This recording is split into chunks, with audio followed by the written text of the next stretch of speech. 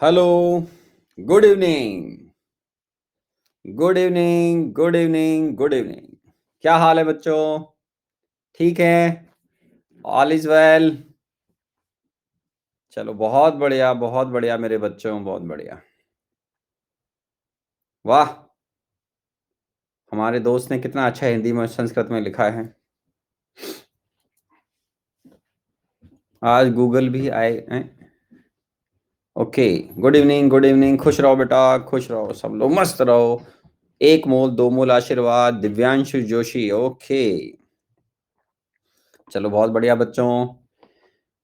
परसों क्लास में बच्चों एक्चुअल में मैं आपसे इक्विवेलेंट वेट पूछ रहा था और उस समय एक्चुअल में क्लास का टाइम जो फिनिश हुआ था, तो मैं एक्चुअल में जो मेरे बटन दो क्लोज होते हैं, क्लास सेटिंग और क्लास एंड के, तो गलती से क्लास एंड का बटन दब गया और आपके मजे आ गए। ठीक है। आप लोग सोच रहे होंगे अचानक से क्या हुआ। नहीं, क्वेश्चन आया था, आंसर नहीं आया। नहीं, हालांकि मैंने टेलीग्राम चैनल पे डाल दिया था, आपको पता होगा। डाला था टेलीग्राम चैनल पे, डाल दिया था मैंने। तो टेलीग्राम चैनल पे आपने देख लिया होगा, मैंने लिख दिया था कुछ प्रॉब्लम हो गया है। चलो बहुत बढ़िया। अच्छा ठीक है, तो चलो दोबारा से देख लेते हैं। टेलीग्राम लिंक प्लीज यार, अब तो मैं खुद ही लिंक भूल गया टेलीग्राम का, तो मुझे ही पता नहीं है बेटा एक्चुअल में। किसी को याद हो तो बता दो भाई, इस बच्चे को, मुझे लिंक ध्यान नहीं है बेटा यार टेलीग्राम का। अच्छा, लिंक पूछ रहे हैं बच्चे, देखूंगा मैं, ढूंढ के बताऊंगा यार। मुझे भी पता नहीं है अभी एक्चुअल में। अरे वाह यार, किसी एक आध को याद हो तो बता देना भाई। लिंक लिखा हो तो। मेरे पास अभी है नहीं लिंक, मोबाइल भी थोड़ा दूर है। वाह, देखा, एक बच्चे ने डाल भी दिया है। डाल दिया एक बच्चे ने, उसको देख लेना बेटा, है ना। चलो, अब मैं आपको मेरा क्वेश्चन क्या था उसके हिसाब से फटाफट आंसर बता देता हूं, ठीक है। ओके मेरे बच्चों, तो मैंने कुछ क्वेश्चन पूछा था आपसे, आई थिंक ऑक्सीजन को लेकर था, है ना। ठीक है, देख लेते हैं बच्चों आराम से। So once again, good evening, welcome in this interesting session बोलना चाहिए। N factor of oxygen reductant समझा दो प्लीज। बताया कहाँ है भाई गौरव यादव? अभी तो स्टार्ट किया था लास्ट क्लास में।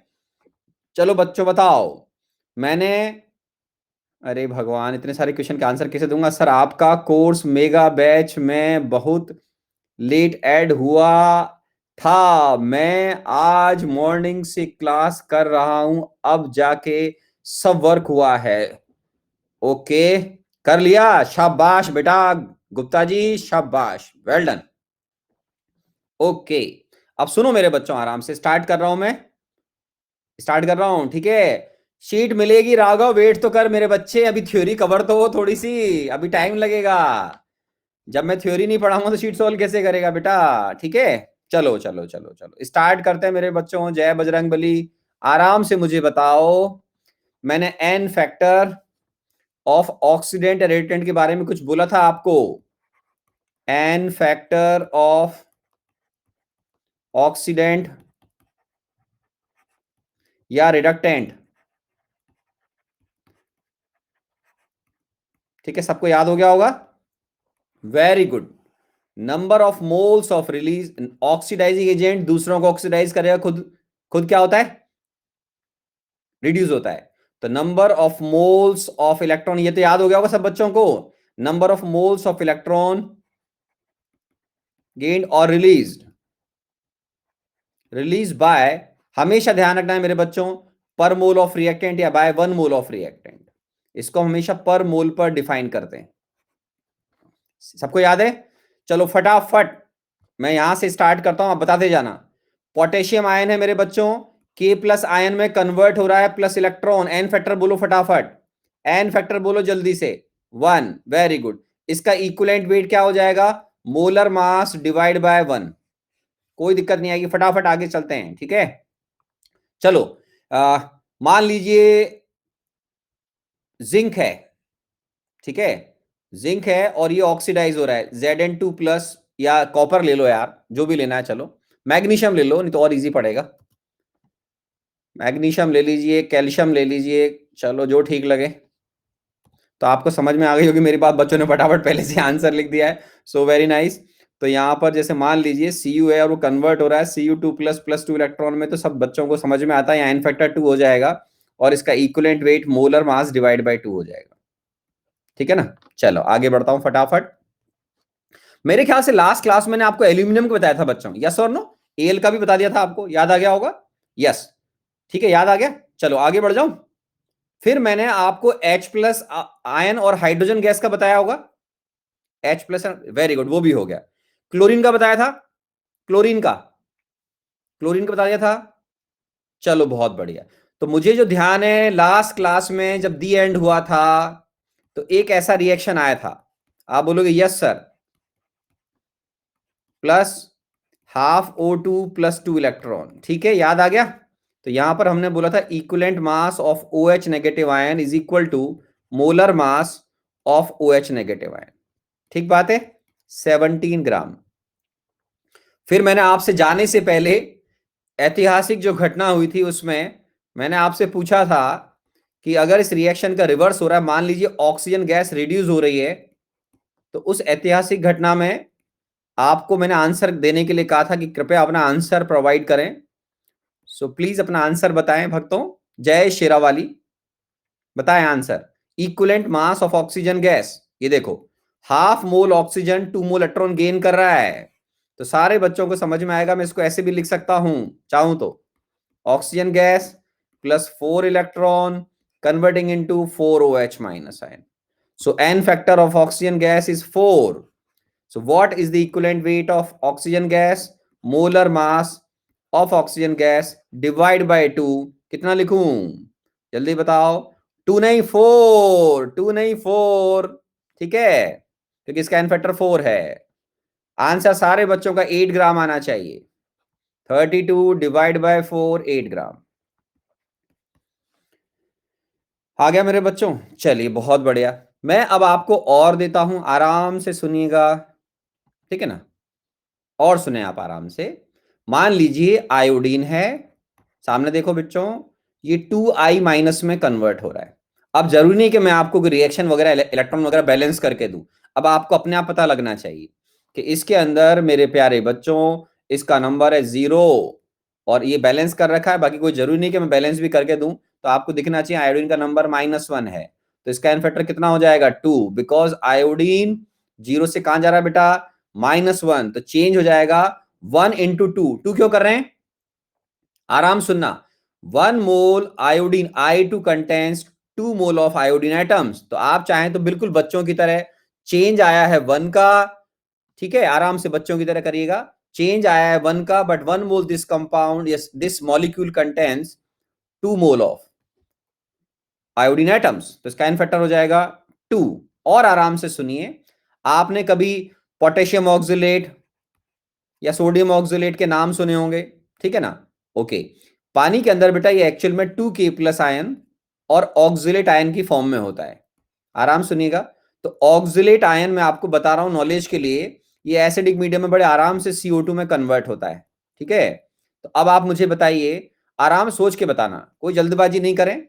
CO2 में कार्बन का नंबर बताओ मेरे बच्चों, CO2 में कार्बन का number +4, very good. Oxalate ion में सोचो, ये सब इनऑर्गेनिक आना चाहिए यार, इनऑर्गेनिक में पढ़ते हैं अपन, चैंपियन बच्चे हैं, चैंपियन +3, वेरी गुड। भाई किसी बच्चे को अगर नहीं आता हो तो हमेशा बच्चों की तरह ऐसे कर लेना, मेरे से पूछना मत।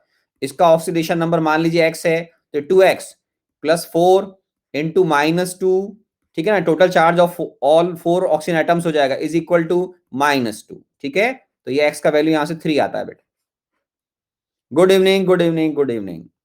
तो यहां पर अब देखो कार्बन कहां से कहां जा रहा है बच्चों, +3 से +4 जा रहा है, ठीक है।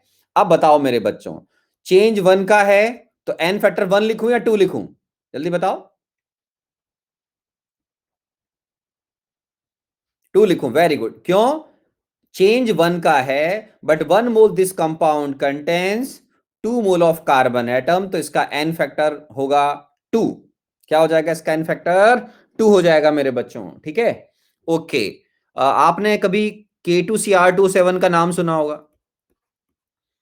पानी के अंदर जो K2Cr2O7 होता है बच्चों, आयनिक फॉर्म में अगर कभी लिखेंगे तो 2K प्लस और Cr2O7 2 माइनस की फॉर्म में होता है। तो ये मैं आपको बता रहा हूं कि Cr2O7 2 माइनस रिड्यूस होकर Cr3 प्लस में जाता है, ठीक है ना, बताओ, ठीक है ना, बताओ। तो यहां पर आराम से बताइए, इस जगह इसका एन फैक्टर कितना आएगा? तो इसका एन फैक्टर सोचो। तो इसका एन फैक्टर सोचेंगे तो यहाँ क्रोमियम का नंबर +6 है, यहां इसका नंबर +3 है। क्या है? +3 है। तो चेंज आ रहा है मेरे बच्चों 3 का। But 1 mole this compound contains 2 mole of chromium atoms. तो हम क्या करेंगे? 2 इंटू 3, तो इसका एन फैक्टर आएगा मेरे बच्चों 6। क्या आएगा? 6। ओके। मान लीजिए किसी रिएक्शन के अंदर, बहुत सारे एग्जांपल लेंगे अपन। ओजोन है, ये सपोज करो किसी रिएक्शन के अंदर मान लो वाटर में कन्वर्ट हो गया, ठीक है ना, रिएक्शन मेंशन नहीं है। तो अब आपको सोच के बताना है इसका एन फैक्टर क्या आएगा।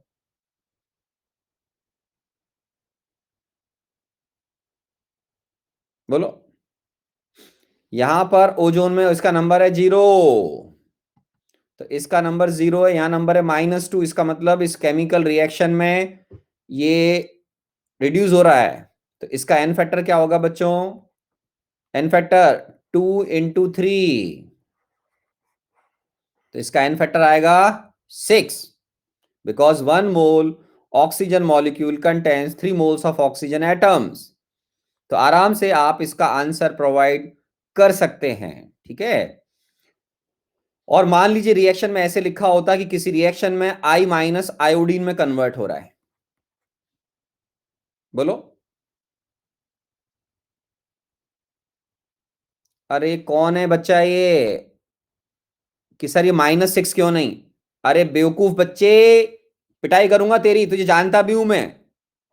ये बोल रहा है एन फैक्टर -6 क्यों नहीं लिखा? अरे एन फैक्टर कभी नेगेटिव नहीं होता है बेटा। इक्विवेलेंट मास क्या होता है? Molar mass divide by n factor. N factor negative थोड़ी होगा भाई, मैथ्स लगा रहा है क्या यहाँ पे? एन फैक्टर नेगेटिव नहीं करते हैं बेटा, चेंज देखते हैं। क्या देखते हैं बेटा? चेंज देखते हैं। उस बच्चे को मैं जानता हूं, ठीक है, जिसने पूछा है। माइनस नहीं लिखते हैं कभी भी एन फैक्टर, मास को नेगेटिव लिखते हैं कभी भी, ठीक है ना उमेश बेटा? बात समझ में आई? अरे ओ उमेश बिट्टू कहाँ गया बेटा? बात समझ में आई? सर आप कैसे जानते हैं? कैसे जानते हैं, यही तो बात है हमारी, कैसे जानते हैं? वो प्यारा बिट्टू है मेरा, उसने मुझे हेड दी थी इसलिए जानता हूं मैं उसका नाम। नारियल नहीं फेंकूंगा मैं। वो मेरे को हेड, उसने मेरे को हेड डेडिकेट की थी, समझे? उमेश सही बोल रहा हूँ गलत बोल रहा हूँ? जल्दी बता फटाफट। अरे जल्दी बता, मैं सही बोल रहा हूँ गलत बोल रहा हूँ? अरे दिव्यांशु मेरे बच्चे ने भी दी थी, बिल्कुल सही बात है, दिव्यांशु तो बहुत छा गया था यार।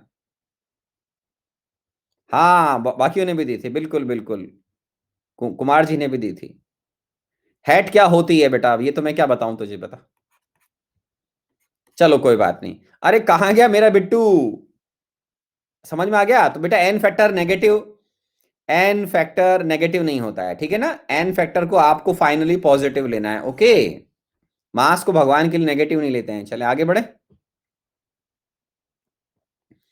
अच्छा चलो ठीक है। सर आपको नारियल बहुत पसंद है? हाँ मैं नारियल खाता हूँ बेटा, वेरी गुड फॉर हेल्थ, कोई दिक्कत नहीं नारियल खाने में। नारियल पानी बहुत अच्छा होता है बॉडी के लिए। चलो एन फैक्टर बताओ जल्दी से फटाफट।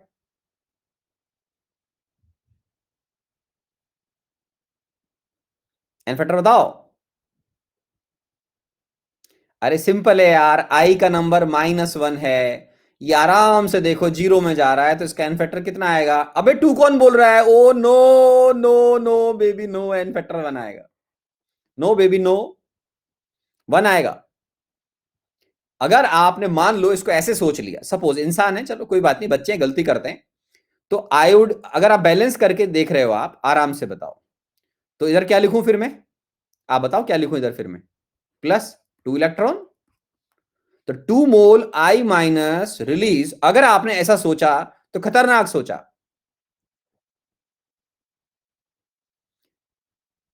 अच्छा मेरा बच्चा धीरे धीरे सीख रहा है मेरे साथ में, ओमेश बिट्टू, चलो सीख जाएगा, बहुत बढ़िया। अब ओमेश बिट्टू सामने सारे बच्चे देखो, 2 मोल I- release 2 moles of electron. तो 1 मोल I- कितने मोल्स इलेक्ट्रॉन रिलीज करेगा जल्दी बताओ? 2/2 कितना करोगे मेरे बच्चों? 1। वेरी गुड, ठीक है। अब तो गलती नहीं करेंगे। तो ये भी अपने को याद रहना चाहिए। फाइन। चलो ठीक है। अब आगे बढ़े। ओके, और सुनो, चलो इसमें बताओ, सर फ्रैक्शन हो सकता है किसी केस में, बताएंगे यार, वेट तो करो यार अरे वेट करो, वेट करो, फ्रैक्शन भी बताएंगे, आपको भी लगेगा आपकी खोपड़ी का फ्रैक्शन हो रहा है, अभी वेट तो करो, मजा आएगा अभी। जल्दी क्यों कर रहे हो? जल्दी हो तो बताओ, फिर मैं जल्दीबाजी करूं? मैं जल्दबाजी नहीं करना पसंद करता हूं, है ना। वेट करो, वेट करो, बताएंगे बेटा, फ्रैक्शन भी बताएंगे ना, घबराओ नहीं, फ्रैक्शन वाला केस भी बताएंगे, मत टेंशन करो मेरे बच्चे। आगे बढ़े भाई, अरे बंधु आगे बढ़े, आगे बढ़े। हाँ, बिल्डिंग अपॉन सॉलिड फाउंडेशन चलो अब और बताओ, VO, सामने देखो, कन्वर्टिंग इनटू V2O5, चलो एन फैक्टर बताओ, समझ में आता है? इसका ऑक्सीडेशन स्टेट +2, यहां पर +5, तो इसका एन फैक्टर हो जाएगा 3, क्योंकि 1 mole, this substance contains only 1 mole of V। Okay, okay, आगे बढ़ू, चलो, बहुत सारे हम केसेस कंसीडर कर सकते हैं, पहले आपको 3 केस याद करने हैं जो मैं बोल रहा हूं, ठीक है ना। अरे नाम मैं बताने के लिए नहीं बैठा हूं बेटा, मैं क्लियर बता रहा हूं, मैं आपको, ये मेरा काम नहीं नाम बताने का। मैं क्यों बताऊं कि V2O5 वेनेडियम पेंटॉक्साइड होता है, मैं बिल्कुल नहीं बताऊंगा आपको, नाम बताने के लिए नहीं बैठा हूं मैं यहां पर, ये मेरा काम नहीं है, ठीक है। ये इनऑर्गेनिक केमिस्ट्री के अंदर पढ़ो, मेरा काम है डायरेक्ट प्रॉब्लम सॉल्व करवाने का। फिजिकल केमिस्ट्री उनका काम भी मैं करूंगा तो भाई साहब फिर कैसे काम चलेगा बताओ? वो न्यूमेरिकल सॉल्व करना बताएंगे आपको मेरे, बताओ, वो फिजिकल केमिस्ट्री कॉन्सेप्ट बताएंगे क्या? चलो अब सुनो सारे बच्चे, KMnO4, अब बहुत इंपॉर्टेंट पार्ट आ रहा है, हर बच्चे को आज के बाद याद होना चाहिए। KMnO4 पानी के अंदर मेरे बच्चों K+ और MnO4- की फॉर्म में होता है, ठीक है ना।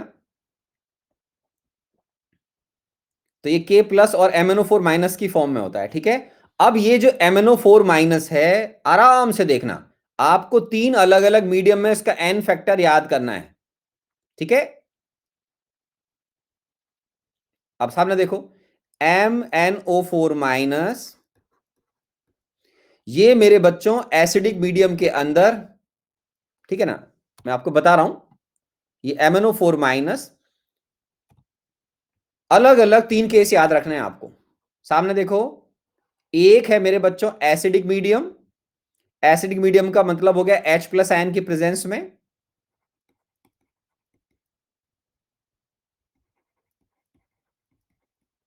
ठीक है, एसिडिक मीडियम। एसिड मीडियम में मेरे बच्चों ये Mn2+ में कन्वर्ट होता है, एक सेकेंड, एक सेकेंड, इमोजी बंद कर दूं, मोजी मोजी, चलो ठीक है, ये Mn2+ में कन्वर्ट होता है। तो अब मुझे आप ये बताओ कि Mn+7 से अगर +2 में जाएगा तो एन फैक्टर बताओ, एन फैक्टर बताओ, आराम से देख के बताओ, एन फैक्टर बताओ, 5, वेरी गुड। तो आज के बाद सारे बच्चों को याद होना चाहिए कि एसिडिक मीडियम में अगर आप इक्विवेलेंट वेट KMnO4 का अगर निकलवाएंगे तो आप सब समझदार हैं, KMnO4 का इक्विवेलेंट वेट क्या हो जाएगा बच्चों, molar mass of KMnO4 divide by क्या करूं, डिवाइड बाय बोलो मेरे बच्चों 5, ठीक है। Okay, now n factor in basic या न्यूट्रल मीडियम, स्लाइडली बेसिक, है ना। तो अगर आपको एग्जाम में मान लो माइल्ड बेसिक लिखा हो या न्यूट्रल लिखा हो, तो न्यूट्रल और माइल्ड बेसिक,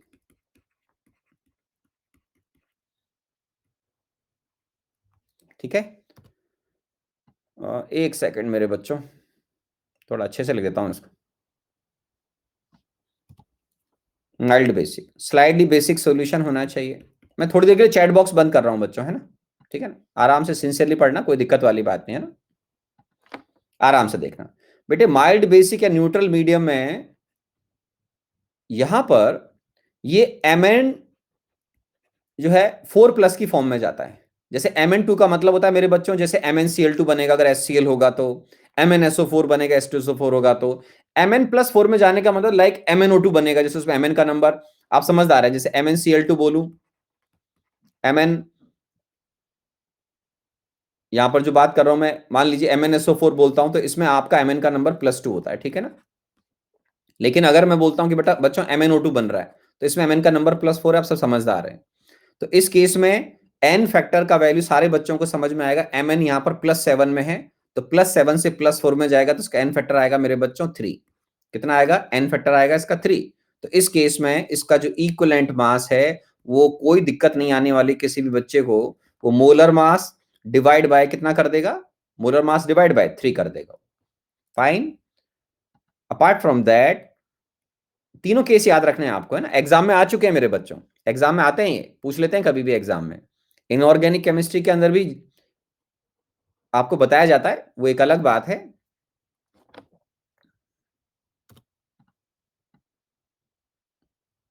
यार क्यों ना अपन फटाफट, वाह, एक लाइन से बनाए, लाइन से शानदार लगेगा देखने में। एक बार ट्राई करता हूं, ये बात है ना। और अब इधर भी ले जाता हूं इसको। वाह, देखा, प्रेजेंटेशन अच्छा हो गया। ठीक है, मजा आ गया देख करके। ओके, इस केस में अगर सॉल्यूशन बेसिक है या हाईली बेसिक मीडियम लिखा होता है, तो यहां पर हाईली बेसिक मीडियम में,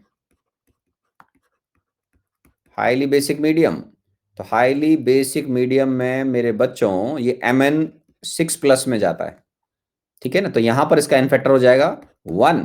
तो इस सिचुएशन में equivalent mass of KMnO4 molar mass of KMnO4 divide by 1 हो जाएगा। जैसे फॉर एग्जांपल इसमें आपको समझ में आता है +4 में होता है, इसी तरीके से यहां पर K2MnO4 होता है, इसके अंदर Mn+6 में होता है। किसमें था? +6 में।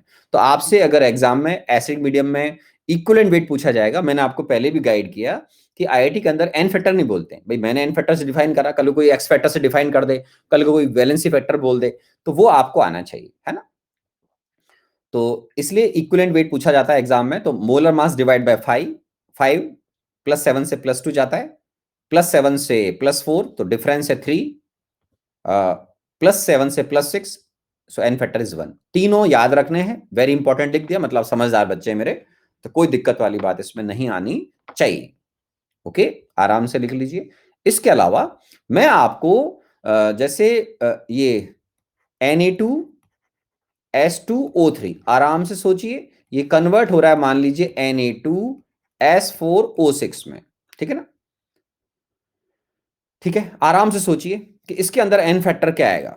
आप इनऑर्गेनिक पढ़ते हैं, पढ़ा होगा आपने, स्ट्रक्चर वगैरह भी पढ़े हुए हैं। तो यहां पर अगर किसी बच्चे को सल्फर का नंबर निकालना नहीं आता है, वैसे सबको आता है मेरे ख्याल से, अपनी क्लास में बच्चे अच्छे हैं, तो ऑब्वियसली आपको ये याद रखना चाहिए कि ओवरऑल मॉलिक्यूल न्यूट्रल होता है।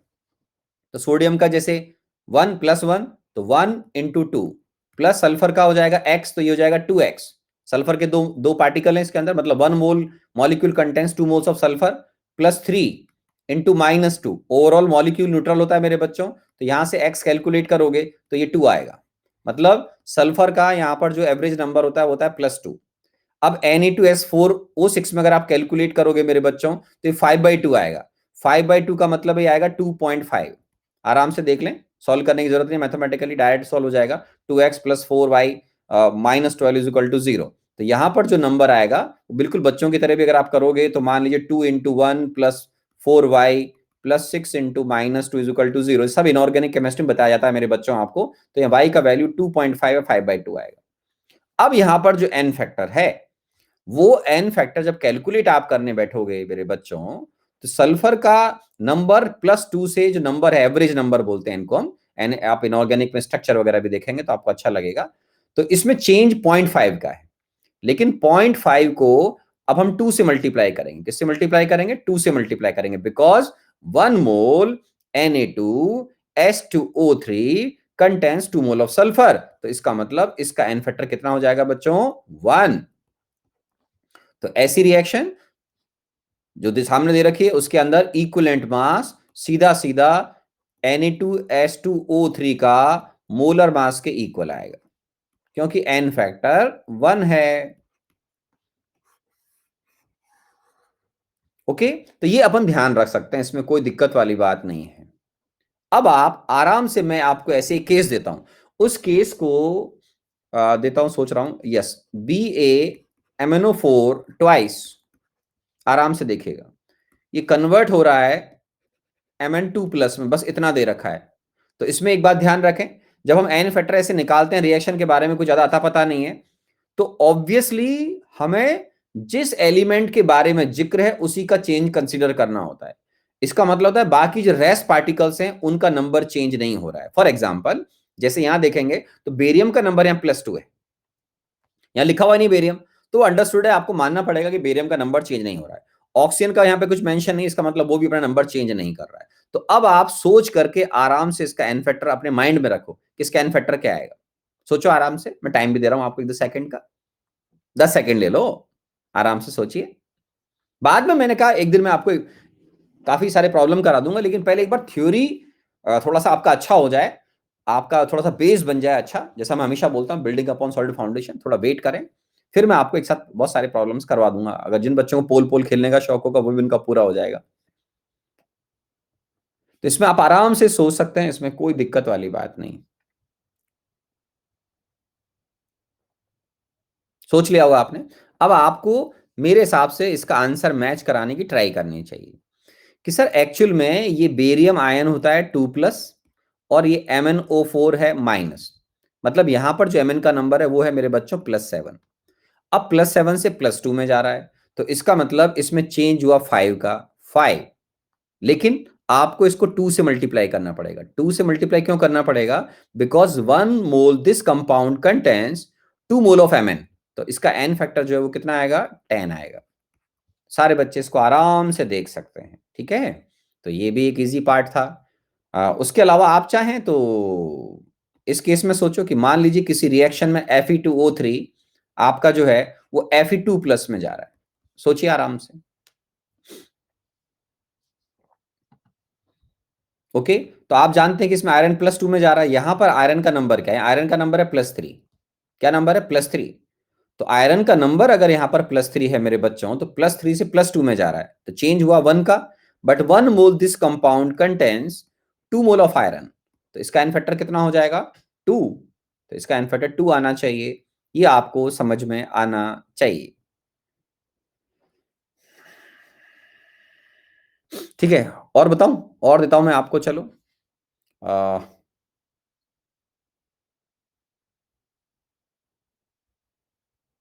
सोचने दीजिए मुझे। हाँ, CuS converting into Cu2+ SO4 2-, suppose करिए ये आ गया, मान लीजिए ये आ गया, तो अपने को, या SO2 भी दे रखा, कुछ भी होगा, डिपेंड करता है भाई क्या रिएक्शन है, तो उसके अकॉर्डिंग मुझे अपना आंसर सेलेक्ट करना है, ठीक है। तो मैं यहां पर क्या कर रहा हूं, मैं जैसा बोलूंगा वैसा कर लेते हैं। चलो आप आराम से सोचिए कि मान लीजिए यहां पर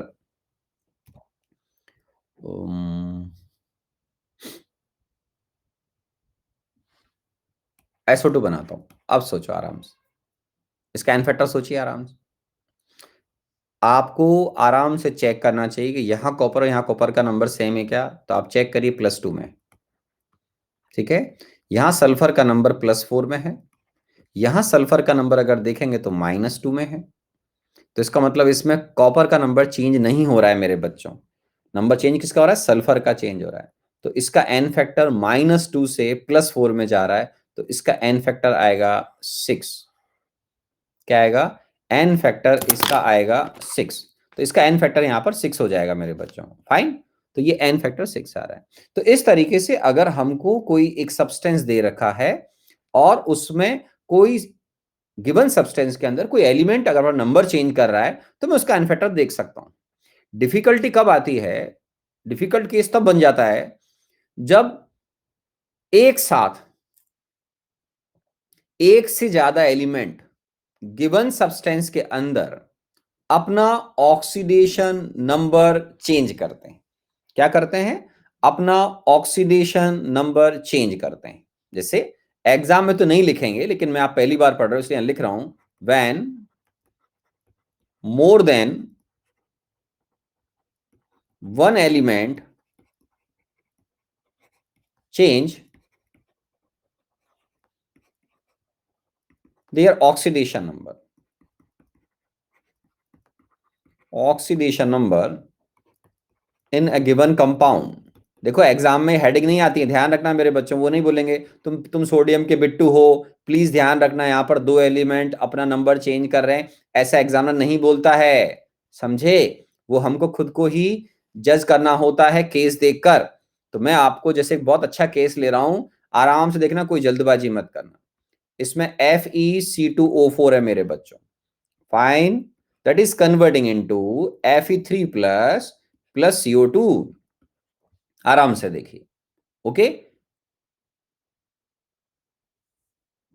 एक मच्छर आ गया बच्चों, पता नहीं कहां से आ गया यार, वो गार्डन में से आ जाता है कभी कभी। तो अब आराम से इसको देखिए, इसमें आपको ध्यान रखना पड़ेगा कि अगर गिवन कंपाउंड के अंदर कोई दो एलिमेंट अगर नंबर चेंज कर रहे हैं, तो नेट वो कंपाउंड उस रिएक्शन के अंदर कितने मोल्स इलेक्ट्रॉन रिलीज या गेन करेगा। अगर मान लीजिए लक बाय चांस या रिएक्शन के अकॉर्डिंग ऐसे बोलना चाहिए, एक इलेक्ट्रॉन रिलीज करा दूसरा गेन करा, तो आपको उनका सब्सट्रैक्शन मतलब आपको माइनस करना पड़ेगा। दिखाता हूं, दोनों अगर ऑक्सीडाइज हो रहे हैं या दोनों रिड्यूस हो रहे हैं, तो फिर आपको उनका एडिशन कर देना चाहिए। तो आराम से देखिए, कॉपर का नंबर इस केस में मेरे बच्चों, कॉपर का नंबर, सॉरी आयरन का नंबर +2 में, +2 में। कार्बन का नंबर यहां पर आराम से देखिए +3 में। ऑक्सीजन का नंबर है -2 है, तो कोई दिक्कत ही नहीं है, यहां पर -2 है। आयरन यहां पर दिख ही रहा है +3 में, और यहां पर कार्बन दिख रहा है +4 में। अब हम जब देखेंगे, तो क्योंकि आप इंटेलिजेंट हो मेरे बिट्टू, तो यहां आपको क्लियर दिखेगा कि आयरन भी ऑक्सीडाइज हो रहा है और कार्बन भी ऑक्सीडाइज हो रहा है, और कार्बन भी ऑक्सीडाइज हो रहा है, तो दोनों ही ऑक्सीडाइज हो रहे हैं। तो मैं चेंज को एक जैसा लिखूंगा, आराम से देखना। सबसे पहले गिवन कंपाउंड के अंदर 1 mole this compound contains 1 mole of iron, तो ये +2 से +3 में जा रहा है, ठीक है। तो मैं चेंज को मान लो प्लस मान रहा हूं, तो कोई दिक्कत नहीं है, एन फैक्टर तो मैंने बोला प्लस ही होता है, बट जस्ट फॉर चेंज के देखने के लिए +2 से +3 में जा रहा है, ऑक्सीडेशन है सर, बहुत बढ़िया। मैं मान लीजिए चेंज हो रहा है, पॉजिटिव हो रहा है, नंबर बढ़ रहा है, तो मैं उसको प्लस लिख देता हूं, कोई दिक्कत नहीं है। तो प्लस तो आप तो जानते हैं, इसका प्लस लगाऊं नहीं लगाऊं तो प्लस ही माना जाता है, चलो ये तो हो गया। अब आप आयरन का चेंज तो देख लिया आपने, लेकिन आप अब जब कार्बन के ऊपर आओगे मेरे बच्चों, तो कार्बन का नंबर क्या है? कार्बन का नंबर है यहां पर +3, +3 से कहां जा रहा है? +4, चेंज है 1 का, तो 1 इंटू दोनों ही इलेक्ट्रॉन रिलीज कर रहे हैं, आयरन भी रिलीज कर रहा है मेरे बच्चों और कार्बन भी रिलीज कर रहा है, तो 1 × 2। मैं 2 से मल्टीप्लाई क्यों कर रहा हूं? Because 1 mole this compound contains 2 mole of carbon atoms, तो इसका एन फैक्टर हो जाएगा मेरे बच्चों 3। क्या हो जाएगा? इसका एन फैक्टर हो जाएगा 3। तो अगर एग्जाम में आपसे इक्विवेलेंट मास ऑफ FeC2O4 पूछा जाएगा, तो मेरे सारे बच्चे आराम से बता पाएंगे कि इसका मोलर मास, ठीक है ना, कि इसका जो मोलर मास है वो क्या हो जाएगा? वो हो जाएगा FeC2O4 डिवाइड बाय 3। आराम से लिख लो आप, इसमें कोई दिक्कत वाली बात नहीं है, ठीक है मेरे बच्चों। तो लिख लीजिए इसको, इसमें कोई टेंशन वाली बात नहीं। तो हम अगर मोलर मास कैलकुलेट करना जानते हैं बच्चों, तो ऑब्वियसली इस केस में हम इक्विवेलेंट मास भी कैलकुलेट कर सकते हैं, बशर्ते मुझे एन फैक्टर कैलकुलेट करना आए, ये सबसे इंपॉर्टेंट है, ओके। ये थोड़ा सा डिफिकल्ट है, देखना पड़ेगा आपको, समझना पड़ेगा, ये आपको समझ में आया कि नहीं आया, ये मैं आपसे पूछ लेता हूं एक बार। अरे समझ में आया, एन फैक्टर 3 कहां से आया है, ये समझाऊं दोबारा? सबको समझ में आ गया? 1 + 1 × 2 क्यों किया है? समझ में आता है मेरे बच्चों? Very good, very good. अरे वाह, एक बच्चे ने कितना बड़ा हाँ किया है। अंडरस्टूड, अंडरस्टूड, ठीक है। तो एक एग्जांपल मैं आपको दे रहा हूं, अब आप सॉल्व करके दिखाना, ठीक है? चलो, मैं जो दे रहा हूं सामने देखो, और सारे बच्चे सॉल्व करके दिखाएंगे अगर समझ में आ गया तो। बताओ, ये क्या हो जाएगा? Cu, ठीक है, मैं आपको यहां लिख रहा हूं Cu2 प्लस SO2। अब बताओ,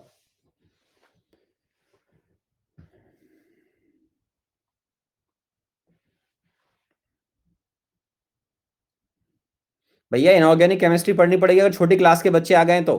ऑक्सीडेशन स्टेट कैसे निकालते हैं तो भैया इनऑर्गेनिक पढ़ाया जाता है भैया।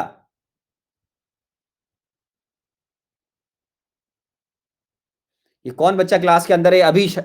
अभी संधू क्या लिख रहे हो? आवाज के सामने टेस्ट में ऑस्ट्रेलिया में इंग्लैंड की मौत, ये क्या बकवास लिख रहे हो आप क्लास के अंदर? टाइम पास करने आए हो क्या बेटा? क्लास में से बाहर निकाल दूंगा, ब्लॉक कर दूंगा आइंदा ऐसे लिखोगे कुछ भी पटांग तो क्लास के अंदर, समझे? आज पहली वार्निंग दे रहा हूं, इस तरीके से बिना स्टडी की कोई की चीजों को या मेंशन करोगे तो ब्लॉक कर दूंगा आपको। दूसरे अच्छे बच्चों की टाइम खराब मत करो। चलो बताओ, अब इसमें बताओ मेरे बच्चों, ये मॉलिक्यूल हमेशा ओवरऑल इलेक्ट्रिकल न्यूट्रल होता है। फाइन, ये 11th क्लास का टॉपिक है, 12th में पढ़ा रहा हूं, बहुत बड़ी बात है, वरना ऐसा कोई बाउंडेशन नहीं मेरे ऊपर कि मैं 11th के टॉपिक को 12th क्लास के अंदर पढ़ाऊंगा। मेरे पास 12th क्लास के काफी टॉपिक्स हैं आपको पढ़ाने के लिए, समझे? फिर भी मैं समय ले रहा हूं थोड़ा सा आपको। चलिए, ये कंपाउंड मेरे बच्चों ओवरऑल इलेक्ट्रिकल न्यूट्रल हो गया। सल्फर का नंबर बताओ, सल्फर का नंबर बताओ, इसमें कितना है सल्फर का नंबर? -2, very good. कॉपर का नंबर बताओ बेटा। इनऑर्गेनिक केमिस्ट्री भी नहीं पढ़ा क्या बेटा? थोड़ा बहुत तो पढ़ना चाहिए ना। एनसीईआरटी में भी दे रखा है, अगर आपने नहीं पढ़ा होगा तो उसमें और देख लेना आराम से, ठीक है? जल्दी बताओ, कॉपर का नंबर +1, वेरी गुड। Cu2+ में दिख रहा है आपको। SO4 SO2 में बताओ, ऑक्सीडेशन नंबर +4, ठीक है? तो इस सिचुएशन में एन फैक्टर कैसे निकलेगा भैया? जिसका बिल्कुल ही बेसिक गायब हो, जिसको कुछ नहीं आता, वो एनसीईआरटी पढ़ लेना बेटा एक बार, है ना? जिसका पढ़ाई से कोई वास्ता नहीं रहा हो, ठीक है ना, तो उनको दिक्कत आएगी यहाँ पर थोड़ी सी मेरे बैच के अंदर। पहले थोड़ा बहुत तो पढ़ाई करना आना चाहिए ना यार, तो थोड़ा बहुत पढ़ाई करके आए, एनसीईआरटी पढ़े आराम से। चलिए बताओ, तो कॉपर का चेंज कितना हो बेटा? +1 से +2, तो 1 × 2 प्लस सल्फर क्या है? -2 से +4। इसीलिए मना करते हैं छोटी क्लास के बच्चों को क्लास अटेंड नहीं करनी चाहिए रेडॉक्स वगैरह की। कोई बच्चा 8वीं 9वीं क्लास में, उसको मना करता हूं मेरी क्लास मत करा करो, इस समय नहीं करनी चाहिए। बताओ, चेंज कितना हुआ? +6, तो एन फैक्टर कितना आया? 8। तो इस केस में इक्विवेलेंट मास अगर निकालना पड़ेगा तो वो हो जाएगा बेटा molar mass of Cu2s divide by 8। मेरी क्लास में कोई छोटा बच्चा तो नहीं बैठा 8वीं 9वीं क्लास का बेटा? मेरी क्लास में कोई बेबी तो नहीं आ गया 8th 9th क्लास का बेटा? मैं इसलिए मना कर रहा हूं मेरे बच्चों, क्योंकि आपको भी बॉन्डिंग या आपने इनऑर्गेनिक नहीं पढ़ा होगा तो आपको दिक्कत हो जाएगी, ठीक है बेबी? तो रेडॉक्स नहीं पढ़ो। छोटे बच्चे अगर पढ़ते भी हैं तो मैं उनको बोलता हूं मोल पढ़ लो, रेडॉक्स नहीं पढ़ो। रेडॉक्स पढ़ने के लिए थोड़ा सा आपको इनऑर्गेनिक केमिस्ट्री बॉन्डिंग वगैरह आना चाहिए, तब आपके लिए अच्छा होगा, नहीं तो प्रॉब्लम हो जाएगी, ठीक है? ठीक है ना? तो मैं छोटे बच्चों को मना करता हूं बेटा, रेडॉक्स पढ़ने से पहले थोड़ा इनऑर्गेनिक केमिस्ट्री वगैरह आपको आना चाहिए, तो आपके लिए अच्छा रहेगा। जो बच्चे 8th 9th क्लास में आएंगे इनको बहुत दिक्कत आएंगी, क्योंकि दे डोंट नो कि ऑक्सीडेशन स्टेट स्ट्रक्चर के हिसाब से हम कैसे इंटरप्रेट करते हैं, इनऑर्गेनिक में सब सिखाया जाता है आपको। चलो, अब मैं आपको एक डिफिकल्ट केस देता हूं थोड़ा सा, मैंने एक केस लिख रखा था, यस, इस केस के अकॉर्डिंग बताना। अब आप लोग बताना, FeNO3 थ्राइस, बताओ, ये मैं आपको जो दे रहा हूं उसके अकॉर्डिंग एन फैक्टर निकाल के बताना। इसमें मैंने जो लिखा रखा है उसके अकॉर्डिंग निकालेंगे, ये Fe2+ और NO दे रखा है मैंने। चलो अब सोचो इसका एन फैक्टर, थोड़ा डिफिकल्ट है। हाँ यार, ये बंद करता हूँ, चैट बंद कर देता हूँ, है ना? हाँ आराम से बताओ, इसमें एन फैक्टर सोच लीजिएगा कि इसमें एन फैक्टर क्या आएगा, वो आपको एन फैक्टर बताना है इसके अंदर। फाइन, सोचते जाओ आराम से।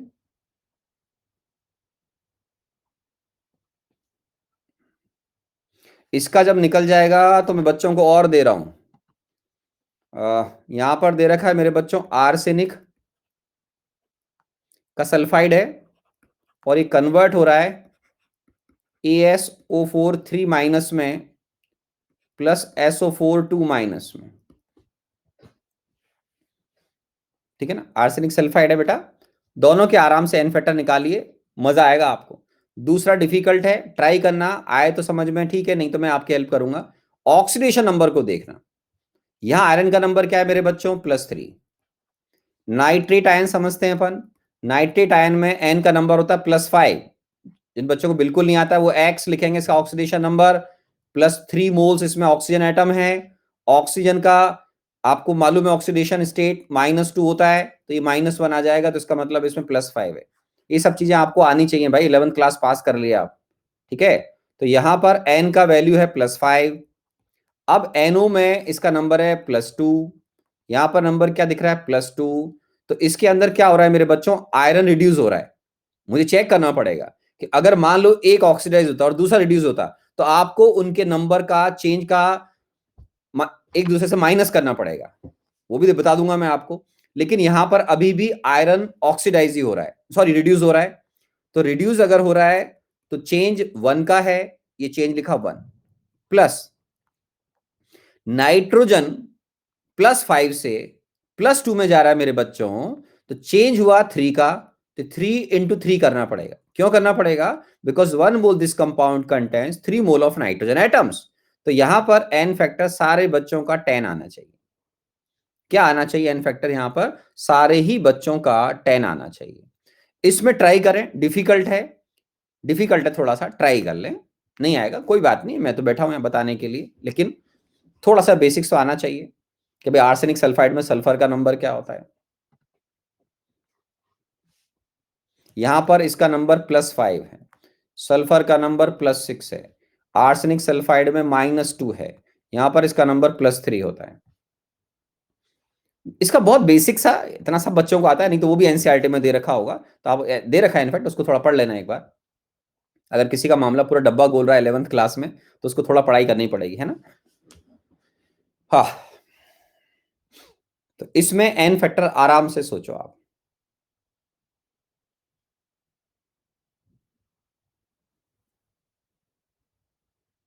बताएं सारे बच्चे, एक बार पूछता हूं फटाफट, बच्चों के आंसर आ रहा है, देखें इसमें आंसर बताओ। 28 आ रहा है क्या? सब बच्चों ने 28 लिखा है, गजब यार। ठीक है भाई, 27 भी आ रहा है एक का, किसी का 27 आया शायद, नहीं 28 ही आ रहा है, सबका 28 आ रहा है। Okay very nice. तो +3 से ये +5 जा रहा है, मतलब चेंज हुआ 2 का, 2 × 2, because 1 mole this compound contains 2 mole of arsenic atoms. फिर सल्फर बेटा -2 से +6 जा रहा है, चेंज हुआ 8 का, तो 8 × 3 करेंगे। क्या करेंगे? 8 × 3, तो ये हो जाएगा 24 एंड 4, 28 आ रहा सारे बच्चों का। वेरी गुड, वेरी गुड, 28 आ रहा है, बहुत बढ़िया। चलो अच्छा है, ठीक है, और आगे बढ़ते हैं, देख लें आराम से। फाइन, मैं आपको एक थोड़ा सा डिफिकल्ट केस देता हूं, इनऑर्गेनिक पढ़ते हो आप, BaSCN ट्वाइस। ओके, ये कन्वर्ट हो रहा है, आपको जो मैं देख के बता रहा हूं, मेरे पास जो लिखा हुआ है इसके अकॉर्डिंग बेरियम सल्फेट में जा रहा है मान लो बच्चों, और उसके अलावा SCN बना रहा है, बस रिएक्शन पता नहीं है लेकिन इतना दे रखा है आपको। अब आपको इससे सोचना है कि सर एन फैक्टर इसका किस तरीके से कैलकुलेट होगा। ट्राई करें आप, मैं आपकी हेल्प करता हूं, थोड़ी सी हेल्प करूंगा, ज्यादा नहीं करूंगा। SCN-1 होता है, SCN-1 होता है, ठीक है ना। SCN-1, तो यहां पर 2 मोल हैं, तो बेरियम आप जानते होंगे बेरियम +2 में होता है, तो यहां इसका नंबर +2 है। SCN- होता है बेटा टोटल -1, यहां पर बेरियम +2 में है। सोचें थोड़ा सा, केमिकल बॉन्डिंग पढ़ा होगा तो, और वैसे अगर बिल्कुल ही भूल गए हो तो याद दिलाऊं, यहां पर एक इसका जो पॉसिबल स्ट्रक्चर होता है वो इस तरह का होता है। तो यहां सल्फर एक इलेक्ट्रोनेगेटिव एलिमेंट, डबल बॉन्ड की वजह से इसको -2 नंबर हम असाइन करते हैं। ओके, तो ये -2 इसकी वजह से असाइन होता है, और उसकी वजह से इसको यहां पर +2 मिलता है।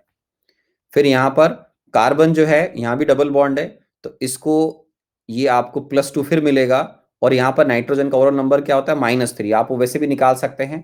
तो कहने का मतलब है कि सल्फर का नंबर यहां पर -2, कार्बन का +4, और नाइट्रोजन का नंबर जो -3 होता है, उसकी वजह से ओवरऑल इसका जो चार्ज है वो आपका -1 होता है। ये इनऑर्गेनिक पढ़ा जाता है, इसके और पॉसिबल स्ट्रक्चर भी होते हैं, वो मेरा काम नहीं है एक्चुअल में, है ना। तो इस हिंट के साथ में आप तो प्रॉब्लम सॉल्व करो कि मैं दे रहा हूं आपको, हालांकि ये सब इनऑर्गेनिक में आता है।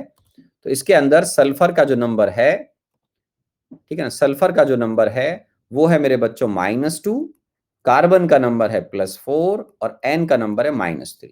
अब आप आराम से कैलकुलेशन करें, इसमें भी ध्यान रखना है SCN होता है लाइक दिस, ठीक है ना। तो इसके अंदर इसको +1 मिलेगा, तो उसकी वजह से इसको -1 मिलता है सिंगल बॉन्ड की वजह से, ये -3 तो ये +3, तो इसका मतलब होता है इसका जो कार्बन का नंबर है वो ओवरऑल +2 होता है। तो HCN में कार्बन का नंबर +2 होता है, नाइट्रोजन का नंबर चेंज नहीं हो रहा है -3, H का नंबर +1। अब इस हिंट के साथ में अपने को प्रॉब्लम सॉल्व करना है, लेकिन ये केस डिफिकल्ट है। डिफिकल्ट क्यों है? एक तो इनऑर्गेनिक थोड़ी बहुत आनी चाहिए इसके लिए, दूसरा इसमें चक्कर क्या है मेरे बच्चों कि सल्फर को अगर आप देखोगे तो सल्फर का चेंज -2 से कहां गया, वो +6 जा रहा है, आराम से देख लें। और जो कार्बन है वो रिड्यूस हो रहा है, ये एक बड़ी आफत।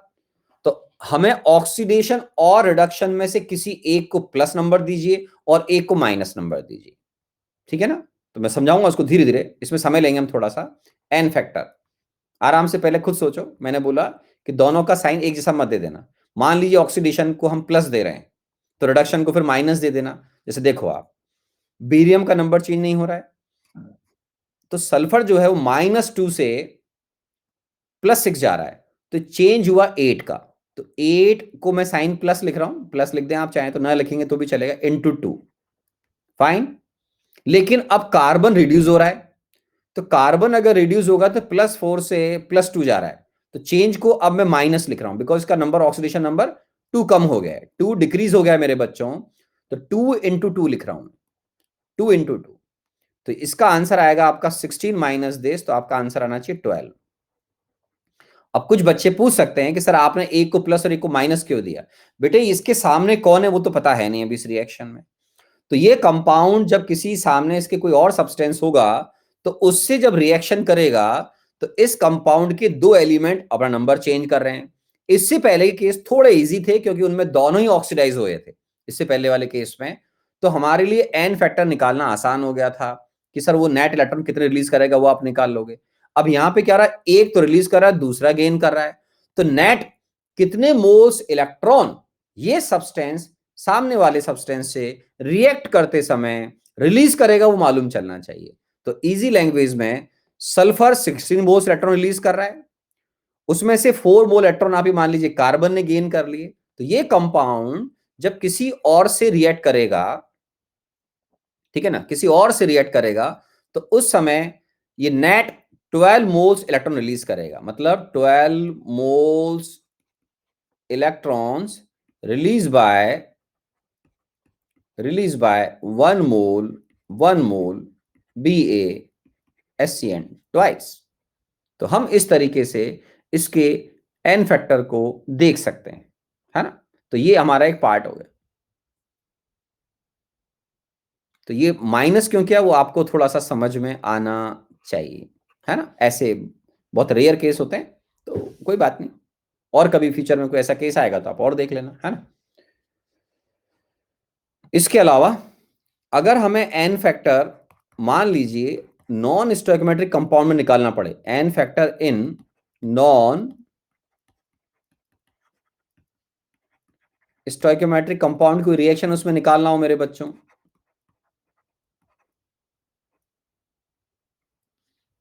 जैसे मान लीजिए मैं ये बोल रहा हूं कि आयरन है मेरे पास Fe, अभी 0.9394 सब होते हैं ये, तो मान लीजिए Fe 0.93O से ये चेंज होकर इसमें आयरन का जो नंबर है वो +3 में जा रहा है, +3 में जा रहा है मेरे बच्चों। तो अब अपने को इसका एन फैक्टर निकालना है। सुनने में देखने में डिफिकल्ट लगे पर घबराना मत, हो जाएगा। ऑक्सीजन के बारे में कुछ भी मेंशन नहीं है, इसका मतलब है उसका ऑक्सीडेशन नंबर चेंज नहीं हो रहा है। तो ये क्या है मेरे बच्चों, नॉन स्टोइकोमेट्रिक कंपाउंड है। इसके अंदर आयरन का ऑक्सीडेशन नंबर एवरेज निकलता है, कैसे? आराम से देखिए, 1 mole this compound contains 0.93 mole of iron. तो 0.93 मोल आयरन का ऑक्सीडेशन नंबर या ऑक्सीडेशन नंबर जो हम रिप्रेजेंट कर रहे हैं मान लीजिए x है, तो 0.93 इंटू एक्स प्लस 1 मोल इसके अंदर कौन है, ऑक्सीजन एटम, उसका चार्ज कितना होता है बेटा, -2 is equal to overall compound हमेशा क्या होता है, इलेक्ट्रिकल न्यूट्रल, और अगर आप कोई आयन लेते हैं तो उसको चार्ज के बराबर करना होता है, ठीक है? जैसा हम जानते हैं कि Cr2O7 2-, तो इसमें अगर आप सॉल्व करोगे तो मान लो 2x प्लस इसको लिखोगे 7 इंटू -2 इज इक्वल टू, इसको -2 लिखना पड़ता है बिकॉज ये एनायन है, ये मॉलिक्यूल है, 0 करोगे तो यहां इसका जो नंबर है वो कितना आ रहा है, 2 डिवाइड बाय 0.93 आ रहा है मेरे बच्चों, कितना आ रहा है?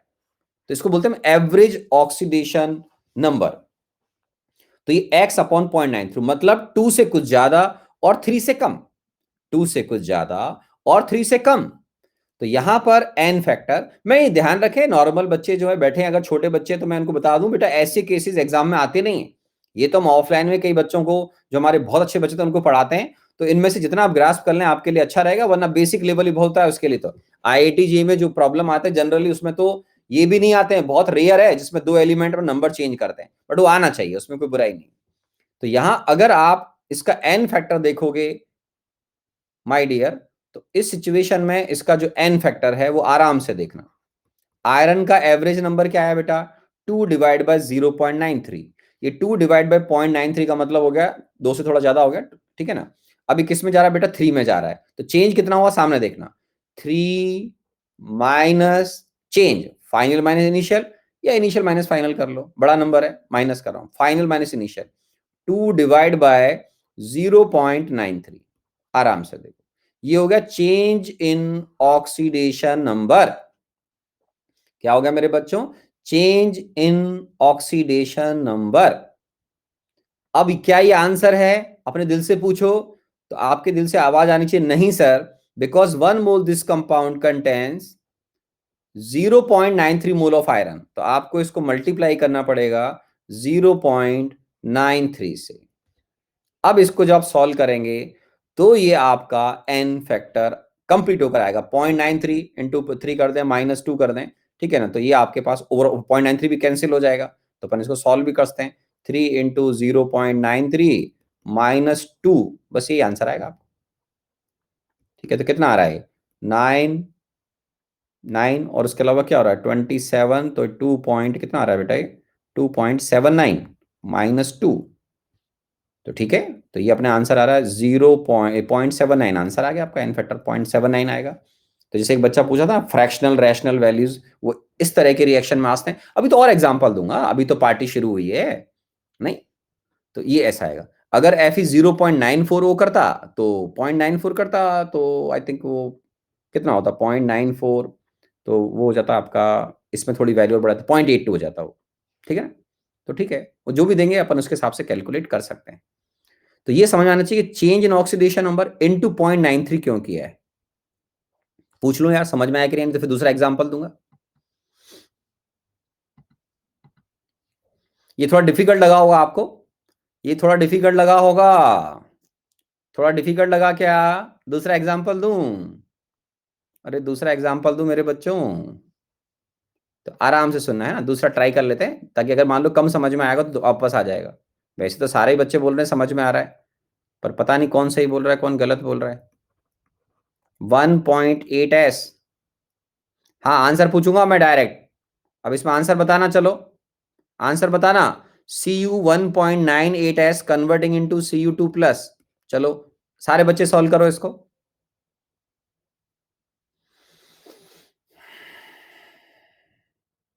पूरा सॉल्व करके बताओ, मुझे आंसर चाहिए बस डायरेक्ट।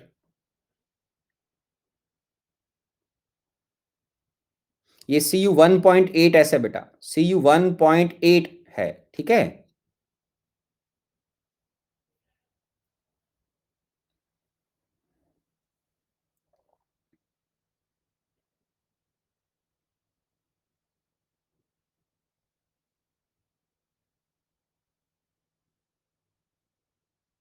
सबका 1.6 आ रहा है, चलो चेक कर लेते हैं।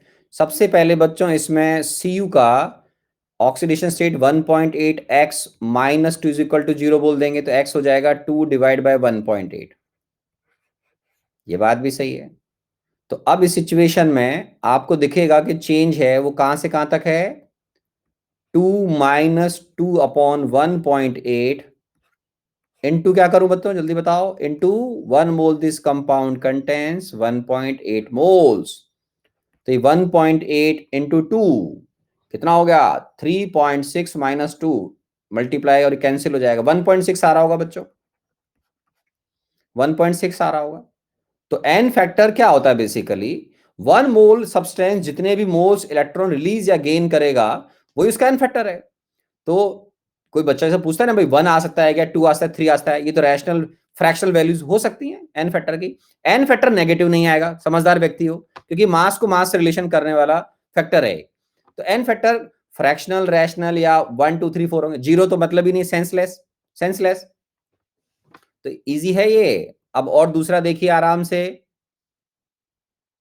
सर 1.6 इलेक्ट्रॉन कैसे यहां से? अरे 1.6 नहीं, मोल होता है, मोल। दिव्यांशु बेटा, दिव्यांशु बेटा, एन फैक्टर मोल्स पे डिफाइन करते हैं। ओ मेरे बच्चे, हमेशा मोल पर डिफाइन करते हैं, ठीक है? फाइन। कुछ याद आया बेटा? एन फैक्टर हमेशा पर मोल पे डिफाइन करते हैं। क्या बोल रहा है ये? 1.6 ना छोड़े। अरे हाँ 1.6 ही तो है भाई मेरे, 1.6 ही तो है बेटा दिव्यांशु। अरे 1.6 ही है ये। ये कंपाउंड ओवरऑल क्या होता है? इलेक्ट्रिकल न्यूट्रल होते हैं ये। मुझे लगता है कुछ एक दो बच्चों की, ज्यादा नहीं बोलूंगा, एक दो बच्चों का मुझे लग रहा है केमिकल बॉन्डिंग बिल्कुल वीक है। इन्होंने इनऑर्गेनिक केमिस्ट्री की बिल्कुल पढ़ाई वढ़ाई नहीं की है। अब हेडिंग डालो, n factor in decomposition reaction. लिखो मेरे बच्चों, n factor in decomposition reaction. Of course हम सारी बातें अभी यहां रिडॉक्स से रिलेटेड कर रहे हैं। डिकम्पोजिशन रिएक्शन, डिकम्पोजिशन रिएक्शन में मेरे बच्चों एक ऐसा केस देखेंगे जहां पर गिवन कंपाउंड में एक एलिमेंट इलेक्ट्रॉन रिलीज कर रहा होगा, दूसरा गेन कर रहा होगा, ठीक है? आराम से पहले सोचिएगा, मैं एग्जांपल देता हूं। ये KClO3 converting into KCl plus. एक बार क्लास खत्म होने के बाद, कल जब भी टाइम मिले आपको, 15-20 मिनट एन फैक्टर के बाद दोबारा देख लेना, है ना? अच्छा रहेगा आपके लिए, गुड फॉर हेल्थ, ठीक है? ये डिकम्पोजिशन की रिएक्शन आराम से देख लीजिए। KClO3, यहां मेरे बच्चों Cl का जो नंबर है वो है +5। आप बोलोगे यस सर। यहां Cl का नंबर है -1, पोटेशियम दोनों जगह +1 है, नहीं लिख रहा हूं मैं। ऑक्सीजन का नंबर है -2 और यहां है 0। अब अपने को समझ में आना चाहिए कि सर ये तो हो गया ऑक्सीडेशन और ये हो गया सर रिडक्शन। तो इजी लैंग्वेज में ये अपने आप में एक डिकम्पोजिशन की रिएक्शन है। इसमें गौर से देखिए, 6 मोल इलेक्ट्रॉन गेन किए हैं Cl ने, 6 मोल इलेक्ट्रॉन, और जो O है उसने 6 मोल इलेक्ट्रॉन रिलीज किए हैं ओवरऑल, ठीक है ना? तो 6 मोल -2 से 0 जा रहा है बेटा, तो 2 × 3 कर रहा हूं मैं, या नहीं लिखूं तो चलेगा, समझदार हो आप तो यार, खास बात नहीं है, डायरेक्ट भी लिख सकते हैं, ठीक है ना? तो ये अपने को दिख रहा है, फाइन। तो अब ये डिकम मतलब ईमानदारी से इसके अंदर रिडॉक्स हो गया है, सामने कोई सब्सटेंस नहीं है, डिकम्पोजिशन, हैवी मॉलिक्यूल, दो लाइट, रिलेटिवली लाइट पार्टिकल्स में ब्रेक हो रहा है। तो इस जगह पर आप एन फैक्टर को सिंपल तरीके से डिफाइन कर सकते हैं। यहां पर वो क्या है कि एन फैक्टर का यहां जो डेफिनेशन है वो आप ऐसे लिख सकते हैं, number of moles of electrons, electrons, या तो आप रिलीज ही लिखोगे या गेन ही लिखोगे, और गेन बाय, या पर मोल ऑफ सब्सटेंस लिख रहे हैं या 1 मोल ऑफ सब्सटेंस लिख रहे हैं, पर मोल ऑफ सब्सटेंस या बाय 1 मोल ऑफ सब्सटेंस, जो भी कंपाउंड दे रखा उसके लिए देख लीजिए। तो सवाल उठता है कि सर मैं इसका एन फैक्टर कैसे निकालूं? तो इसका जो एन फैक्टर है वो देखिए कि एक सब्सटेंस ने 6 मोल इलेक्ट्रॉन, इस ये कंपाउंड 1 मोल ही है मेरे बच्चों, 1 मोल ही है। तो 1 मोल कंपाउंड में 6 मोल इलेक्ट्रॉन ऑक्सीजन ने रिलीज किए हैं, और वो 6 मोल इलेक्ट्रॉन Cl ने गेन कर लिए मेरे बच्चों। किसने? Cl ने वो गेन कर लिए हैं। तो इलेक्ट्रॉन रिलीज गेन बराबर हो गए। तो रिलीज और गेन ऐड मत कर देना मेरे बच्चों, और है, और इजी लैंग्वेज में number of moles of electron involved in redox. इस रिडॉक्स में कितने मोल इलेक्ट्रॉन एक्सचेंज हो रहे हैं वो यहां लिखना है। दो एलिमेंट है Cl और ऑक्सीजन, एक का नंबर इंक्रीज हो रहा है, दूसरे का डिक्रीज हो रहा है। इस रिएक्टेंट के सामने और कोई नहीं है, डिकम्पोजिशन हो रहा है, ठीक है? तो यहां इसका एन फैक्टर अपने समझ में आना चाहिए, वो हो गया 6। अगर मान लीजिए एग्जाम में रिएक्शन 2 से मल्टीप्लाई करके लिखा आ जाता मान लो, तो घबराना नहीं है अपने को। 2KClO3 converting into 2KCl plus 3O2, तो फिर आप समझदार हो, ये 2 मोल है, तो यहां पर 2 मोल कंपाउंड के अंदर 2 मोल Cl है, 6 मोल ऑक्सीजन है, तो इनके बीच में 12 मोल इलेक्ट्रॉन एक्सचेंज हो रहे हैं। तो एन फैक्टर हमेशा पर मोल पे डिफाइन करेंगे। 12 moles electron release by 6 mole of oxygen atoms present in 2 mole of compound, तो 12 डिवाइड बाय 2 करना है, तो इसका एन फैक्टर आएगा मेरे बच्चों 6। क्या आएगा? 6। आराम से लिख लीजिए।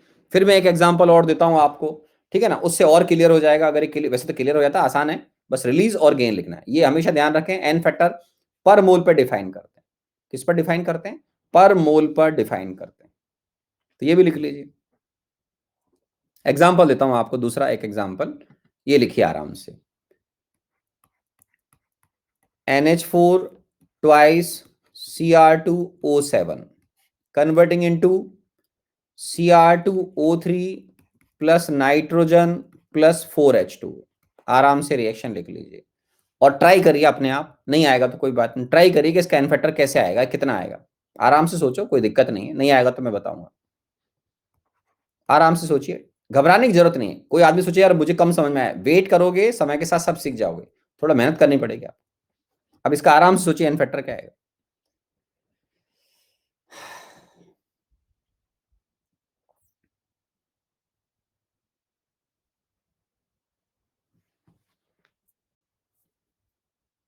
ठीक है, सोच लीजिए आराम से। जब तक मैं कोई एग्जांपल और देख के रख देता हूँ आपके लिए, मैं ऑफलाइन में जो पढ़ाता हूँ वो एग्जांपल मैं आपको दे दूंगा, उसमें कोई दिक्कत वाली बात नहीं है ना। और चाहें तो एक और देता हूँ मैं आपके लिए, NH4NO3। ये NH4NO3 कन्वर्ट हो रहा है मेरे बच्चों, ठीक है ना, N2O प्लस 2H2 बनता है इसमें, ठीक है। तो N2O प्लस 2H2 है ना। तो आप इसका भी बताइए एन फैक्टर, कि इसमें एन फैक्टर क्या आएगा। दोनों का सोच लीजिए आराम आराम से, ठीक है, कि भाई इसका एन फैक्टर क्या आएगा और उसका एन फैक्टर क्या आएगा, तो अपन देख लेते हैं आराम से। तो यार बच्चों, मैं इस मच्छर का मर्डर करूंगा, आप आराम से निकालो एन फैक्टर।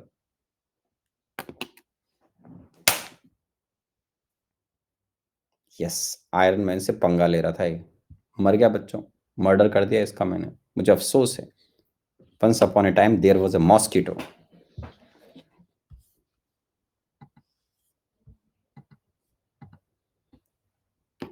बताओ इसका एन फैक्टर कितना आएगा, सोचो। मच्छर मार दिया मैंने बच्चे, बताओ बताओ। 6 आएगा, 3 आएगा, सोच लीजिए। इसका बताओ, इसका पहले इसका। सर आपने पहले एग्जाम्पल में उल्टा लिखा, क्या उल्टा लिखा भाई बच्चों बताओ, क्या उल्टा लिखा बेटा इसमें, बताओ बताओ बताओ। अच्छा ये बोलना चाह रहे हो क्या? हाँ ठीक है ठीक है, अच्छा ऐसे बोलना चाह रहा होगा बच्चों कि सर ये एक्चुअल में रिडक्शन हुआ, शायद ये बच्चा बोल रहा होगा ये ऑक्सीडेशन। अरे समझ जाया करो यार, आप जानते हो थोड़ा बहुत मुझे आता है यार, ऐसी क्या बात है। नहीं, आप जानते हो थोड़ा बहुत मुझे आता है, वो कभी कभी अपन ऐसे लिख देते हैं। नहीं तो आप समझ गए होंगे सर को थोड़ा बहुत आता है, कोई चिंता वाली बात नहीं है ना। शुक्रिया। हाँ बताओ।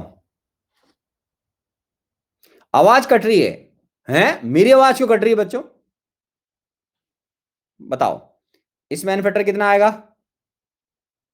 एन फैक्टर इस केस में 6 लिख रहे हैं अधिकतर बच्चे, चेक कर लेते हैं चलो। क्रोमियम का नंबर बताओ जल्दी से, क्रोमियम का नंबर +6, क्रोमियम का नंबर +3, N2 का नंबर 0। अमोनियम आयन समझते हो? अमोनियम आयन, एन का नंबर, एन का नंबर बच्चों की तरह निकालोगे तो कितना आएगा? -3। तो नाइट्रोजन का नंबर -3 से 0 जा रहा है मेरे बच्चों, and 1 mole this compound contains 2 mole of nitrogen. तो आपका चेंज हो गया 3 × 2, 6 आंसर आना चाहिए। या क्रोमियम को देखो मेरे बच्चों, क्रोमियम रिड्यूस हो रहा है, क्रोमियम क्या है मेरे बच्चों? रिड्यूस हो रहा है। तो देखिए रिड्यूस हो रहा है, और ये एन क्या हो रहा है? ऑक्सीडाइज हो रहा है। तो आप एन फैक्टर 6 लिखेंगे, आराम से समझ में आएगा। रिलीज देख लो या गेन देख लो, कोई दिक्कत वाली बात नहीं। अब इसका बताओ एन फैक्टर।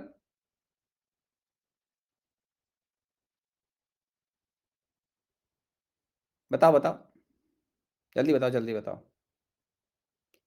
इसका एन फैक्टर कितना आ रहा है? 4। चेक कर लेते हैं बच्चों। अमोनियम नाइट्रेट, आहा, एन का नंबर क्या है? एन का नंबर -3। ये भी ठीक है। तो ये तो हो गया -3। ओके। इसमें एन का नंबर, इसमें एन का नंबर, एन का नंबर +5 आ रहा है क्या बच्चों? चेक करो। N2O में एन का नंबर +1। ठीक बात है, चेक कर लीजिए आराम से। तो एन का नंबर -3 से 1 जा रहा है, चेंज कितना हुआ? 4, या +4 +5 से 1 देख लीजिए। तो सारे बच्चों को समझ में आना चाहिए इसका एन फैक्टर 4 होगा। ओके। हालांकि मैं आपको बहुत क्लियर गाइड कर रहा हूं कि ऐसे केस एग्जाम में मुझे ध्यान नहीं है कभी आए हैं, तो कोई दिक्कत वाली बात नहीं है, ठीक है ना। सर BSN ट्वाइस में ऐसे क्यों नहीं किया था? अरे वो रेडॉक्स में पार्टिसिपेट, उसके सामने कोई और सब्सटेंस है भाई। ये अपने आप में एक बैलेंस रिएक्शन है मेरे बच्चे, ये बैलेंस रिएक्शन है। हे भगवान, वो सामने कोई और सब्सटेंस था, वो हाफ रिएक्शन हो रही थी। ए भगवान, एक बच्चे ने सारा गुड़ गोबर कर दिया। इस बच्चे का नाम है आबिद अहमद। हे आबिद अहमद, ये डिकम्पोजिशन रिएक्शन है बेटा, आराम से सुनना। बेटा आराम से सुनना। नहीं नहीं कोई बात नहीं बेटा, गलती आती है इंसान से, ठीक है ना, आराम सुनना आप। इसका मतलब होता है ना लेवल का प्रॉब्लम है। तो बेटा आबिद, बेटा आराम सुनना मेरी बात को। ये डिकम्पोजिशन रिएक्शन है, ये अपने आप में बैलेंस है। ये तुमने अकल ही नहीं लगाई होगी इसके अंदर, कि इसमें एक एलिमेंट जितने इलेक्ट्रॉन रिलीज कर रहा है दूसरा उतना गेन कर रहा है। ये अपने आप में बैलेंस रिडॉक्स है, जिसका नाम है डिकम्पोजिशन। क्या नाम है? डिकम्पोजिशन। सारे बच्चे अगर एक बार में समझ जाएं तो IIT सारी टॉप नहीं कर जाएंगे। तो आबिद बेटा थोड़ी अकल लगाओ, ऐसे मत करो यार। अब ये बोल रहा है कि यहां पर ऐसा क्यों नहीं हुआ? तेरे को लग रहा है कि रिएक्शन बैलेंस है? यहां पर तुझे लग रहा है क्या कि ये एक इलेक्ट्रॉन सब्सटेंस ने रिलीज किए, दूसरे ने उतने गेन कर लिए? ये रिडॉक्स नहीं है, बैलेंस। ये सामने अभी कौन सब्सटेंस है मालूम नहीं है। ये सब्सटेंस जब इन कंपाउंड में कन्वर्ट होगा तो नेट ये 12 मोल्स जो इलेक्ट्रॉन है वो एक्सचेंज कर रहा है सामने वाले सब्सटेंस से। तो इसको उससे कंपैरिजन क्यों कर रहे हो आबिद? मैचिंग ही नहीं है आपस में कुछ भी। सर उस केस में ऐसा क्यों नहीं किया? बेटे ये तो कंपाउंड के अंदर इलेक्ट्रॉन रिलीज और गेन बराबर नहीं है। This is not a decomposition reaction, ये हाफ रिएक्शन। हाफ का मतलब इसके अंदर नेट ये सब्सटेंस 12 मोल आप जो देख रहे हैं वो क्या कर रहा है? इलेक्ट्रॉन क्या कर रहा है वो आप देखिए, रिलीज कर रहा है। सल्फर का नंबर चेंज होकर दिख रहा है आपको। तो ये सब्सटेंस डिकम्पोज नहीं हुआ है, ये ओवरऑल रिडॉक्स में पार्टिसिपेट कर रहा है, लेकिन इसको बोलते हैं हाफ रिएक्शन। क्या बोलते हैं? Half reaction. सामने कौन है अभी कौन मालूम है? मान लो एक्स है सामने, प्लस यहां कौन बनेगा मालूम नहीं, एक्स का मालूम है भाई अभी। तो ये बैलेंस रिडॉक्स नहीं है, ये बैलेंस रिडॉक्स डिकम्पोजिशन रिएक्शन नहीं है भाई। आबिद अब समझ में आया? अरे वो आबिद बिट्टू, आगे बढ़ू या रह गया अभी भी समझ में नहीं आया? आबिद बेटा, ओए आबिद बेटा, समझ में आ गया? अरे आबिद बेटा समझ में आ गया, आ गया। Very good, very good, very good. तो बेटा अब बता, तेरे को ही समझ में आ गया? आबिद मेरे बच्चे अब चेक करिए समझ में आ रहा है 4 कैसे आया? अरे ये बता अभी समझ में आ रहा है 4 कैसे आया? आ गया, वेरी गुड, वेरी गुड। ये समझ में आया आबिद बेटा 6 क्यों आया? ऊपर वाला अगेन कौन है ये? अनिकेत या क्या अक्षत? ऊपर वाला अगेन, ऊपर वाला तो भगवान होता है यार। इसमें यार एक ही जैसी चीजें हैं, इसमें ऐसे क्या होता है कि एक समझ में आ रहा है दूसरा समझ में नहीं आ रहा? मैं तो समझ ही नहीं पाता हूं। तो मेरे बच्चे क्रोमियम इसमें इलेक्ट्रॉन गेन कर रहा है। कितने गेन करे? 3 × 2, ये ले बच्चों की तरह 6। क्रोमियम ने इलेक्ट्रॉन गेन किए, इलेक्ट्रॉन गेन। इसमें नाइट्रोजन इलेक्ट्रॉन रिलीज कर रहा है। कितने रिलीज के बेटा? -3 से 0, मतलब चेंज कितना हुआ? 6 का। इसका भी 3 × 2 6। तो एक ने इलेक्ट्रॉन रिलीज किए, एक ने गेन किए। किसने रिलीज किए? नाइट्रोजन ने। इतना क्लियर लिखा हुआ है, ये रिडक्शन हो रहा है, ये देखिए ऑक्सीडेशन हो रहा है, तो फिर कहां दिक्कत है भाई? एक बार और समझा दो NH4NO3। हे भगवान, इसमें तुम्हें कैसे बताऊं यार, इतना इजी क्वेश्चन है, उसमें 2 बार बताना पड़ रहा है मुझे, ताज्जुब है भाई। नाइट्रोजन का नंबर बेटा -3 से -1 जा रहा है, +1 जा रहा है, सॉरी। तो चेंज 4 का है, इसको हम बोलते हैं ऑक्सीडेशन। N+5 से बेटा +1 में जा रहा है, इसको बोलते हैं हम रिडक्शन। तो इलेक्ट्रॉन रिलीज और गेन बराबर होंगे, ये अपने आप में बैलेंस डिकम्पोजिशन रिडॉक्स रिएक्शन है। आराम से देख ले, जिस बच्चे ने बोला सर एक बार दोबारा बता दो, दोबारा बोलूं? जिस बच्चे ने पूछा था समझ में आ गया उसको?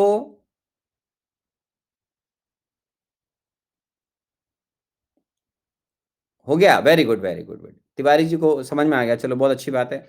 रिलीज गेन कैंसिल होगा क्या? शायद, क्या बोला है?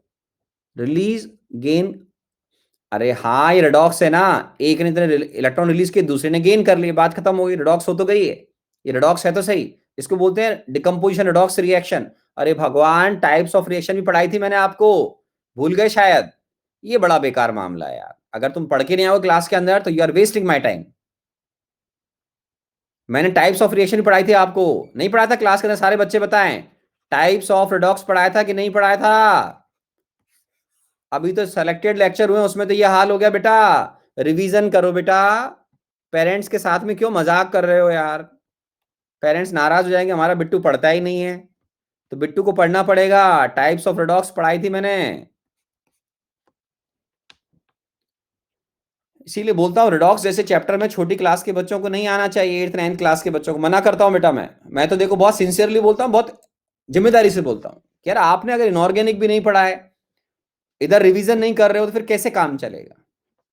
फिर टाइम खराब होगा बैच का, मुझे कोई दिक्कत थोड़ी है भाई, आपका टाइम खराब होगा, मेरे को क्या दिक्कत आ रही है? ये लो, मैं दोबारा पढ़ाऊं टाइप्स ऑफ रेडॉक्स, बताओ। अरे दोबारा पढ़ाऊं रेडॉक्स? चलो, ओके ओके ओके, ठीक है ठीक है ठीक है। अब हम जिस नेक्स्ट पार्ट पे बात कर सकते हैं, आराम से मुझे सोचने दीजिए। मेरे पास,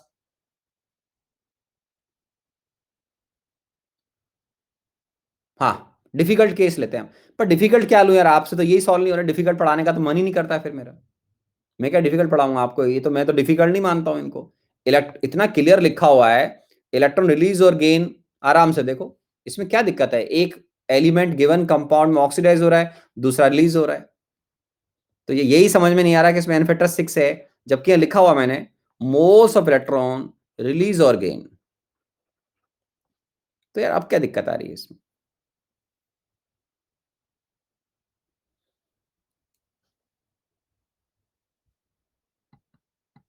चलो मैं ऐसे बच्चों को बोलूंगा, आप दोबारा एक बार रिकॉर्डिंग देख लिया करो, वो बच्चे भी सही बोलते हैं। दोबारा आप एक बार रिकॉर्डिंग देख लिया करो, मैं तो पहले मना कर रहा हूँ, छोटी क्लास के बच्चों को नहीं आना चाहिए रेडॉक्स में यार, मानसिक स्थिति खराब हो जाती है बेटा। अपन सोचते हैं एजुकेटर सही नहीं पढ़ा रहे हैं जबकि प्रॉब्लम ये कि अपन बहुत छोटे हैं, अपने को केमिस्ट्री की बेसिक नॉलेज प्रॉपर है नहीं, ना ठीक से ऑर्गेनिक मालूम है ना इनऑर्गेनिक मालूम है, उससे गड़बड़ हो जाती है। चलो कोई नहीं, बच्चे हैं छोटे, माफ किए। चलिए अब अपन आगे बढ़ते हैं बच्चों, डिफिकल्ट केस ले ही लेते हैं। कि कुछ ऐसे केस होते हैं जहां पर आपको बैलेंसिंग करनी पड़ेगी, n factor in balanced redox reaction. सुनिएगा अब आराम से, इस डिफिकल्ट केस को सुनिएगा आराम से, ठीक है ना? अब इस केस को सुनना सब बच्चे आराम से, अब कोई चैट बॉक्स पे नहीं लिखेगा। ओके, K2Cr2O7 एक्वस, ठीक है, K2Cr2O7 plus 14HCl converting into 2KCl plus 2CrCl3 plus 3Cl2 plus 7H2। ये एक बैलेंस रेडॉक्स रिएक्शन है, पहले आप आराम से चेक कर लेना, कोई दिक्कत वाली बात नहीं है ना, बैलेंस रेडॉक्स रिएक्शन है। हम इसमें ऑक्सीडेशन नंबर चेक कर लेते हैं, सबको आना चाहिए। क्रोमियम का नंबर +6, पोटेशियम का नंबर चेंज नहीं कर रहा है, आराम से देखोगे +1 में यहाँ पर, लेकिन यहाँ पर जो Cl है उसका नंबर -1 है। गौर से देखना, डिफिकल्ट केस है, -1। कई बच्चों को तो क्या टीचर्स को नहीं आता बेटा, ये भी प्रॉब्लम है, पूरे हिंदुस्तान में सबको नहीं आता है। 0। तो आप देखोगे तो ये डिफरेंट केस है, इसमें 14 मोल Cl- में से सारे क्लोराइड आयन अपना नंबर चेंज नहीं कर रहे हैं, नहीं कर रहे हैं, क्या है, नहीं कर रहे हैं। इसके अंदर आउट ऑफ 14 मोल Cl-, यहां देखिए 2 मोल Cl- में नंबर चेंज नहीं हो रहा है, 2 × 3 6 में चेंज नहीं हो रहा है, तो 8 Cl में तो नंबर ही चेंज नहीं हो रहा है, यहां चेंज हो रहा है मेरे बच्चों, 3 × 2 मतलब 6 मोल Cl अपना नंबर चेंज कर रहे हैं 14 मोल में से। इसका मतलब क्या हुआ, क्रोमियम तो इलेक्ट्रॉन गेन कर रहा है, Cl इलेक्ट्रॉन रिलीज कर रहा है, कितने कर रहा है, रिलीज कर रहा है। तो ये Cl-1 से जब 0 जा रहा है तो केवल आउट ऑफ 14 मोल HCl केवल 6 मोल Cl- अपना इलेक्ट्रॉन रिलीज कर रहे हैं। तो ये कितने मोल्स इलेक्ट्रॉन रिलीज कर रहे हैं, यहां से यहां तक, ये यहां से यहां तक रिलीज कर रहे हैं 6 मोल इलेक्ट्रॉन्स। क्या रिलीज कर रहे हैं, 6 मोल इलेक्ट्रॉन। क्रोमियम +6 से कहां जा रहा है बेटा, +3। यहां क्रोमियम का नंबर दिख रहा है आपको, +3 है, तो इसका एन फैक्टर कितना हो गया, 3 × 2 ये हो जाएगा 6। कितना हो जाएगा, 3 × 2 ये होता है 6। फाइन, एक ने रिलीज किए, दूसरे ने गेन किए, आप 15-20 दिन बाद भूल सकते हो, इसलिए यहां लिख रहा हूं मैं 14 मोल HCl released 6 moles electrons, 6 mole electrons, okay, 1 mole HCl released 6/14 moles of electrons।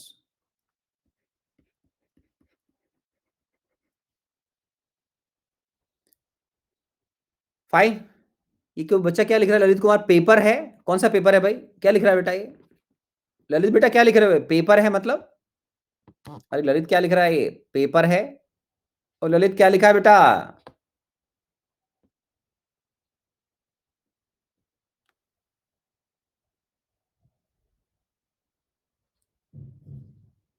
हे भगवान, चलो चैट ही बंद करनी पड़ेगी यार, है ना। तो ये 1 मोल HCl 6/14 मोल इलेक्ट्रॉन रिलीज कर रहा है।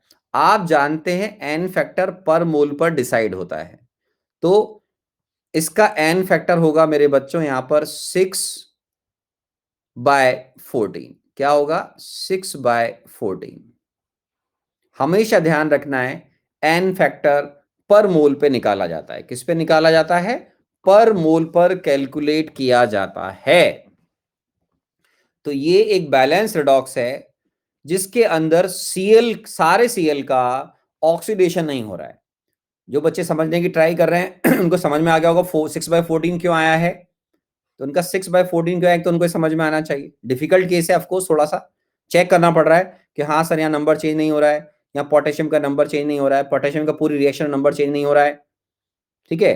क्रोमियम जितने इलेक्ट्रॉन रिलीज कर गेन करेगा उतने Cl रिलीज कर रहा है, तो 14 मोल Cl- में से 2 × 3 × 2 6 +2 8 Cl ने नंबर चेंज नहीं किया है, ओनली 3 × 2 Cl नंबर चेंज किया। और आप जानते हैं Cl- जब Cl2 में जाएगा तो आप सब समझदार हो कि ये एक इलेक्ट्रॉन रिलीज करता है, -1 से कहां जा रहा है, 0 जा रहा है।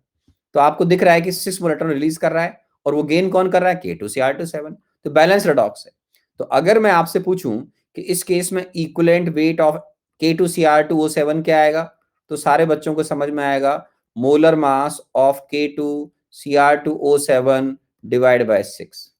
और साथ में अगर आप मुझसे इक्विवेलेंट मास ऑफ अगर HCl पूछोगे मेरे बच्चों, तो HCl आएगा molar mass of HCl divide by 6/14, मतलब 36.5 इंटू 14/6। बहुत कम ऐसे केसेस होते हैं मेरे बच्चों जहां पर इक्विवेलेंट मास मोलर मास से ज्यादा होता है, बहुत कम केस हैं। तो एन फैक्टर क्या है? 6/14। क्यों? एन फैक्टर, जैसा हमारे दिव्यांश बिट्टू थोड़ा भूल गया था, उसको याद आ गया, एन फैक्टर हमेशा पर मोल पे डिफाइन करते हैं। तो ये molar mass of HCl into 14/6, HCl 36.5। तो अगर IIT एडवांस में मान लीजिए एग्जामिनर बोलता है कि इक्विवेलेंट मास कैलकुलेट करो, तो ये आपका आंसर आ जाएगा 36.5 इंटू 14/6। अब ये मत पूछना ये कहां से आया, इक्विवेलेंट मास होता है molar mass divide by n factor, ठीक है। तो K2Cr2 7 का इस तरीके से निकल जाएगा और इसका इस तरीके से निकल जाएगा। और ये बैलेंस रिडॉक्स है, एग्जाम में प्रोडक्ट के लिए पूछते नहीं है, लेकिन अगर ये प्रोडक्ट के लिए भी पूछें तो एन फैक्टर को हम इस तरीके से भी देखते हैं कि इस रिडॉक्स में कितने मोल्स इलेक्ट्रॉन एक्सचेंज हुए ऑक्सीडेंट और रिडक्टेंट के बीच में। तो आप बोलोगे सर 6 मोल हुए, तो उसको इजी लैंग्वेज में जो 1 मोल बोलते हैं उसको आप ऐसे बोल सकते हैं कि सर इलेक्ट्रॉन्स रिलीज और gain divide by stoichiometric coefficient, क्योंकि यहां पर इसका स्टोइकियोमेट्रिक कोएफिशिएंट क्या है 14। तो 6 डिवाइड बाय 14, वो 1 मोल आपको लैंग्वेज लिखा हुआ है, उसी लैंग्वेज को मैं ऐसे भी लिख सकता हूं। दोबारा से लिख रहा हूं मैं आपके लिए, आराम से देख लें, मैं यहां दोबारा लिख रहा हूं, don't worry. K2Cr2O7 plus 14 HCl converting into 2 KCl plus CrCl3 plus chlorine gas plus 7H2, ठीक है। तो यहां पर इन दोनों के बीच में 6 मोल इलेक्ट्रॉन एक्सचेंज हुए, ये हर बच्चे को दिखना चाहिए, और जिसको अब तक नहीं दिखा उसको दिखेगा भी नहीं, ठीक बात है। तो इसका एन फैक्टर क्या होगा? आपने बोला सर 6, तो वो रीजन क्या है, 1 मोल ही तो है सब्सटेंस, तो एन फैक्टर 6/1 बोल लो बच्चों की तरह। इसने 6 मोल इलेक्ट्रॉन रिलीज किए, तो इसको 6/14 पर मोल पे निकालते हैं, तो इसका एन फैक्टर क्या हो जाएगा 6/14, ये लीजिए। इस तरीके से हम एन फैक्टर को देखते हैं, तो एन फैक्टर हो जाएगा 6/14। एग्जामिनर पूछता नहीं है, वरना अगर वो प्रोडक्ट के भी पूछे तो हम इनके भी निकाल सकते हैं। कैसे? इसका एन फैक्टर कितने इलेक्ट्रॉन इन दोनों के बीच में एक्सचेंज हुए, इस पर डिफाइन होगा इसका एन फैक्टर। तो इन दोनों के बीच में इलेक्ट्रॉन एक्सचेंज हुए 6, तो 6 डिवाइड बाय 2, तो ये आ जाएगा 3। ऐसे किसी का भी निकाल लो, क्लोरीन का निकाल लो, मान लो 6 डिवाइड बाय 3, ये आ जाएगा 2। इसका साइंटिफिक रीजन भी आपको मैं इलेक्ट्रोकेमिस्ट्री में आपको अपने आप समझ में आएगा, जब आप इलेक्ट्रोकेमिस्ट्री पढ़ोगे मेरे साथ में। तो मैं आपके लिख दूं, कोई भरोसा नहीं, आप भूल जाओ बाद में। तो हम N factor in balance redox कैसे लिखते हैं, आराम से बच्चों की तरह लिख लो। N factor in balance redox कैसे डिफाइन करते हैं मेरे बच्चों, कि किसी भी रिएक्टेंट या प्रोडक्ट का, अब तो मैं प्रोडक्ट का ही बोल रहा हूं, कि एन, ये क्यों हेडिंग पढ़ लेना, n factor in balance redox. यहां बैलेंसिंग की जरूरत क्यों है? इसलिए, नहीं तो आपको पता ही नहीं चलेगा सीएल कितना नंबर चेंज कर रहा है, कितने मोल इलेक्ट्रॉन रिलीज कर रहा है। तो वो आपको देख रहे हो, आप क्लियर देख रहे हो कि यहाँ पर नंबर चेंज नहीं हो रहा है, या नंबर चेंज नहीं हो रहा है। तो जब तक इसको बैलेंस नहीं करोगे, नहीं तो ऑर्डिनरी बच्चा मालूम क्या करेगा, -1 से 0 जा रहा है sir, n factor 1, negative marks exam में फर्स्ट क्लास। तो एन फैक्टर ऑफ सब्सटेंस जो भी निकालना हो, जिस भी सब्सटेंस का निकालना हो, वो चाहे रिएक्टेंट हो चाहे प्रोडक्ट हो, वो आपकी मर्जी है, रिएक्टेंट ऑब्लिक प्रोडक्ट अगर निकालना है, तो इसमें क्या हो जाएगा, number of moles of electron involve in redox, मतलब एक्सचेंज जो हुए हैं, number of moles of electrons involve in redox, उसका मतलब होता है exchange between oxidant and reductant. तो number of moles of electron involve in redox. ये मैं सारे डिफिकल्ट केस ले रहा हूं, इजी केस तो सारे बिट्टू कर लेते हैं दुनिया में, है ना। तो number of moles of electron involve in redox divide by जिस भी सब्सटेंस की आप बात कर रहे हैं, रेस्पेक्टिव स्टोइकियोमेट्रिक कोफिशिएंट,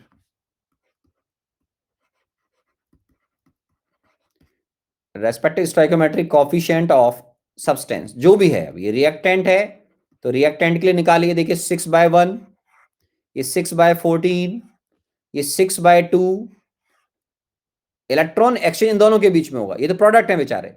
अब आप आराम से बता सकते हैं कि क्रोमियम क्लोराइड का इन्फेक्टर क्या आएगा, सोचिए आराम से, आप बताओ। CrCl3 का इन्फेक्टर क्या आएगा, इसको देख करके बताओ। CrCl3 का इन्फेक्टर क्या आएगा मेरे बच्चों, इलेक्ट्रॉन एक्सचेंज डिवाइड बाय 2, तो ये आना चाहिए 3। ठीक है, तो इस तरीके से हम इनका एन फैक्टर निकाल सकते हैं। ओके, एक और केस दूं, ट्राई करोगे? डिफिकल्ट केस दूं, एक और ट्राई करो, नहीं आएगा तो मैं बताऊंगा। ट्राई करोगे? डिफिकल्ट है छोड़ दूं? अरे ट्राई करोगे या छोड़ दूं? करोगे ट्राई, वेरी गुड। तो ठीक है, आराम से मैं केस लिख रहा हूं, उसको देखना आराम से। 4Zn plus 10HNO3 converting into 4ZnNO3 twice plus NH4NO3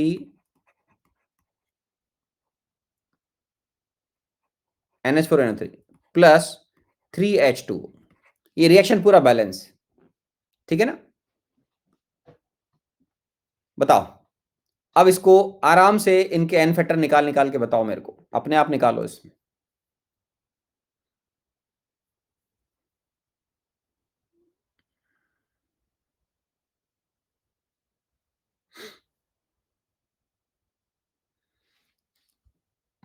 इसका एन फैक्टर बताओ, सोचना, आराम सोच लो।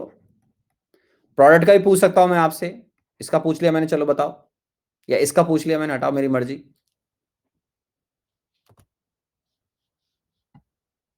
जल्दबाजी मत करना, सोचो इसके अंदर।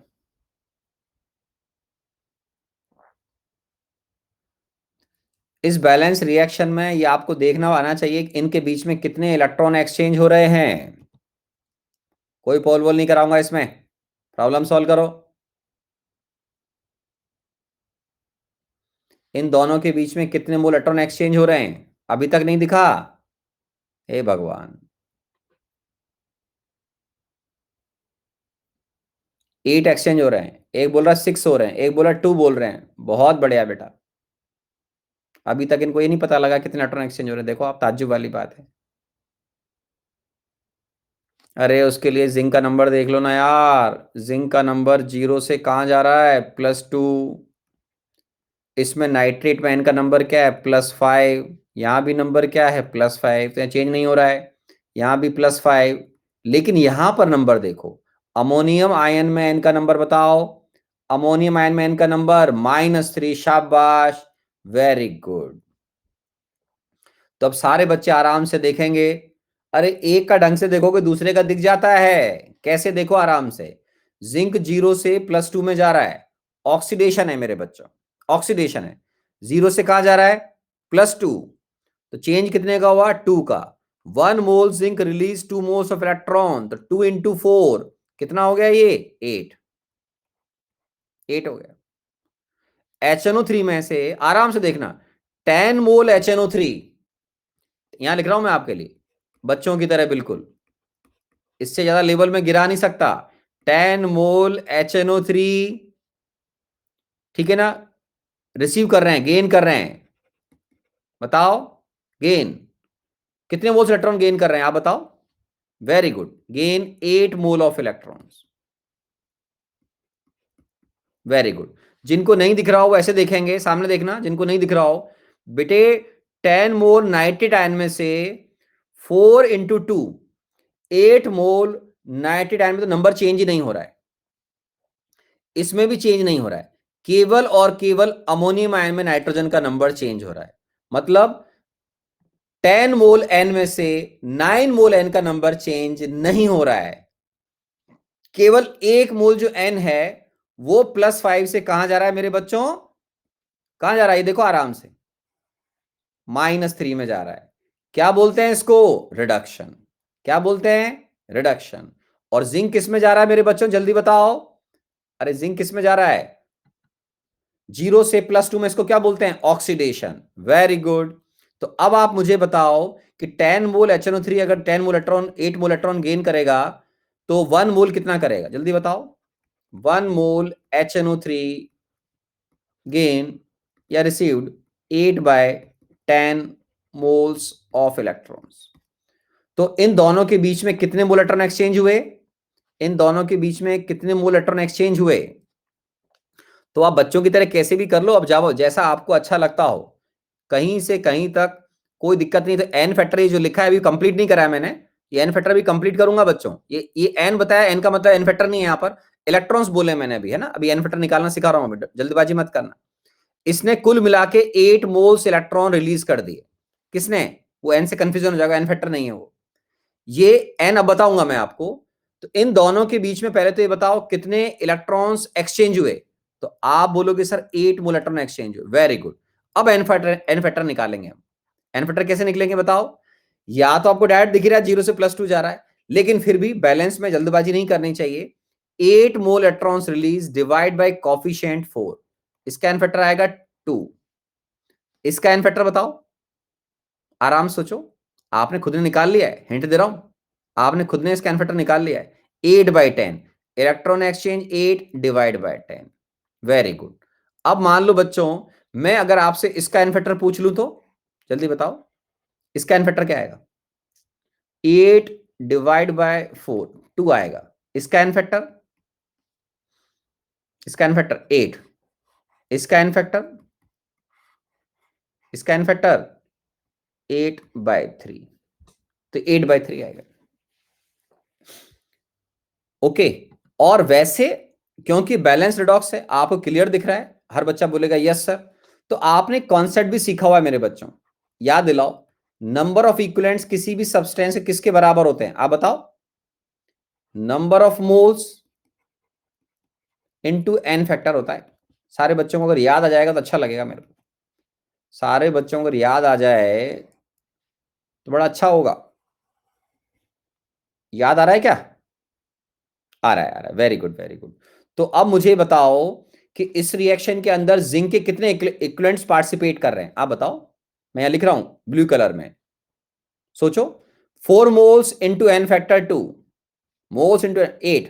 तो देखिए आराम से, number of equivalents of zinc reacted किसके बराबर लिखूं, number of equivalent of HNO3 reacted. ठीक है, लॉ ऑफ इक्विवेलेंस पढ़ा था, कुछ याद आ जाएगा आपको, ऐसे बता रहा हूं नॉलेज के लिए। Is equal to number of equivalents of zinc nitrate plus, sorry I am sorry, और बताओ लॉ ऑफ इक्विवेलेंस में और क्या लिखूं, सब में 8 आएगा, वेरी गुड, आता आना ही चाहिए। Number of equivalents of NH4NO3 produce बोल दीजिए, फॉर्म्ड बोल दीजिए, प्रोडक्ट है ये, produced, produced is equal to number of equivalents of H2O produced.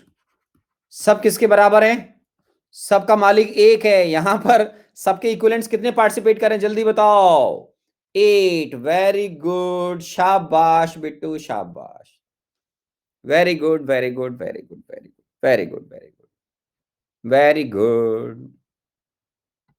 ठीक है, तो आराम से लिख लीजिए, सबने लिख लिया, सबका मालिक एक है वैसे, लेकिन यहां 8 आ गया एक्चुअल में, है ना।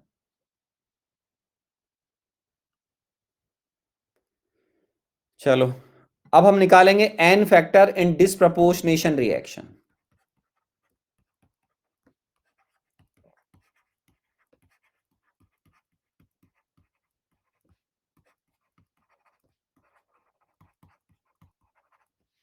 N factor in disproportionation reaction, आराम से देख लीजिए।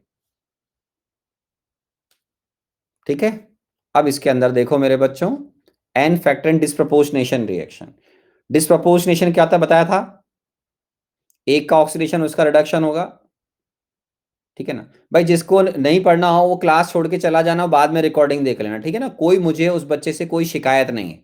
जिस बच्चे को लगता हो कि टाइम थोड़ा ज्यादा हो गया है तो वो बच्चा बाद में रिकॉर्डिंग देख लेना, ठीक है ना। मैं तो अभी थोड़ा पढ़ाऊंगा अभी, ठीक है ना। क्योंकि मेरा टाइम अगर आप खराब करोगे छोटी छोटी चीजों के अंदर तो निश्चित तौर पर मुझे उसे कंपनसेट करना पड़ेगा अच्छे बच्चों के लिए, ठीक है ना। तो जिसको लगता हो वो क्लास छोड़ दे आराम से, मैं उससे कोई नाराज नहीं हूँ, वो बाद में रिकॉर्डिंग देख लेना, ठीक है ना। चलो बच्चों आगे बढ़ते हैं। अब देखो डिस्प्रपोर्शनेशन रिएक्शन में हम एन फैक्टर कैसे निकालते हैं, तो उसका मैं एक पार्ट आपको समझा रहा हूं, फिर अगली क्लास में बताऊंगा, डोंट वरी, एकदम से सारा नहीं आएगा आज। तो सामने देखो, 2Cu प्लस एक्वस, आराम से देखना मेरे बच्चों, ये कन्वर्ट हो रहा है Cu2 प्लस एक्वस और कॉपर में, आराम से देखें। अब इस केस में ऑक्सीडेशन कहां हो रहा है आपको दिख जाएगा आराम से। Cu+1 से बेटा +2 में जा रहा है, ये ऑक्सीडेशन है। Cu+1 से 0 में जा रहा है, सारे बच्चों को दिख रहा होगा आराम से, ये क्या है, ये रिडक्शन है। तो इसको हम क्या बोलते हैं, इसको हम बोलते हैं सर ये डिस्प्रपोर्शनेशन रिएक्शन, है ना। तो इसकी ऑक्सीडेशन की रिएक्शन क्या होगी, उसको हम बोलते हैं ऑक्सीडेशन हाफ रिएक्शन। तो वो सारे बच्चों को आज की तारीख में आती है। मैं अगर बोलूं कि बेटा इसकी हाफ रिएक्शन लिखना, तो सारे बच्चे इसकी आराम से बैलेंस करके लिख सकते हैं। Cu plus converting into Cu2 plus aqueous, कोई दिक्कत नहीं है इसमें। तो ये Cu प्लस कहां से जा रहा है, +1 से कहां जा रहा है, Cu+1 से कहां जा रहा है, +2। तो रिएक्शन को अपन बैलेंस कर सकते हैं, आराम से बैलेंस हो जाएगा, प्लस इलेक्ट्रॉन डायरेक्ट बैलेंस हो गया बच्चों। आप बोलोगे yes sir. Reduction half reaction,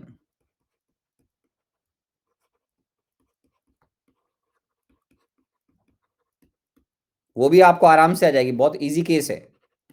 Cu plus plus electron converting into Cus, यहां पर आप देखिए luck by chance electron release और गेन दोनों बराबर हैं, लक बाय चांस। तो ये ओवरऑल रेडॉक्स है, आप मना नहीं कर सकते हैं, और इसी को हम बोलते हैं कि ये डिस्प्रपोर्शनेशन रिएक्शन है। तो यहां पर इलेक्ट्रॉन कैंसिल करके देखोगे मेरे बच्चों, तो ये Cus प्लस Cu2 प्लस में आ रहा है। आप बोलोगे यस सर। अब आप मुझे बताओ इन दोनों के बीच में, दोनों जो Cu के पार्टिकल हैं आपको आराम से दिखेगा, नो चीटिंग, कितने मोल्स इलेक्ट्रॉन एक्सचेंज हुए इन दोनों के बीच में, एक ने 1 मोल, वेरी गुड। तो 2 मोल। अब सुनो आराम से, नॉर्मल लेमैन की लैंग्वेज में 2 मोल Cu प्लस डिस्प्रोपोर्शनेट हो गया, कंज्यूम हो रहा है ना, ये 2 मोल Cu प्लस कंज्यूम हो रहा है। आप टेक्निकल समझते हो कि डिस्प्रपोर्शनेशन रिएक्शन है। मान लो अपन किसी इंडस्ट्री में काम करें, तो कोई नॉर्मल बेचारा वर्कर है, बोलेगा सर 2 मोल मेरा तो Cu प्लस क्या हो गया, कंज्यूम हो गया। तो 2 मोल Cu प्लस का डिस्प्रपोर्शनेशन हो गया है। 2 मोल Cu प्लस जब कंज्यूम होगा तो इन दोनों के बीच में कितने इलेक्ट्रॉन एक्सचेंज हुए, 1 mole. 2 mole Cu plus disproportionation takes place,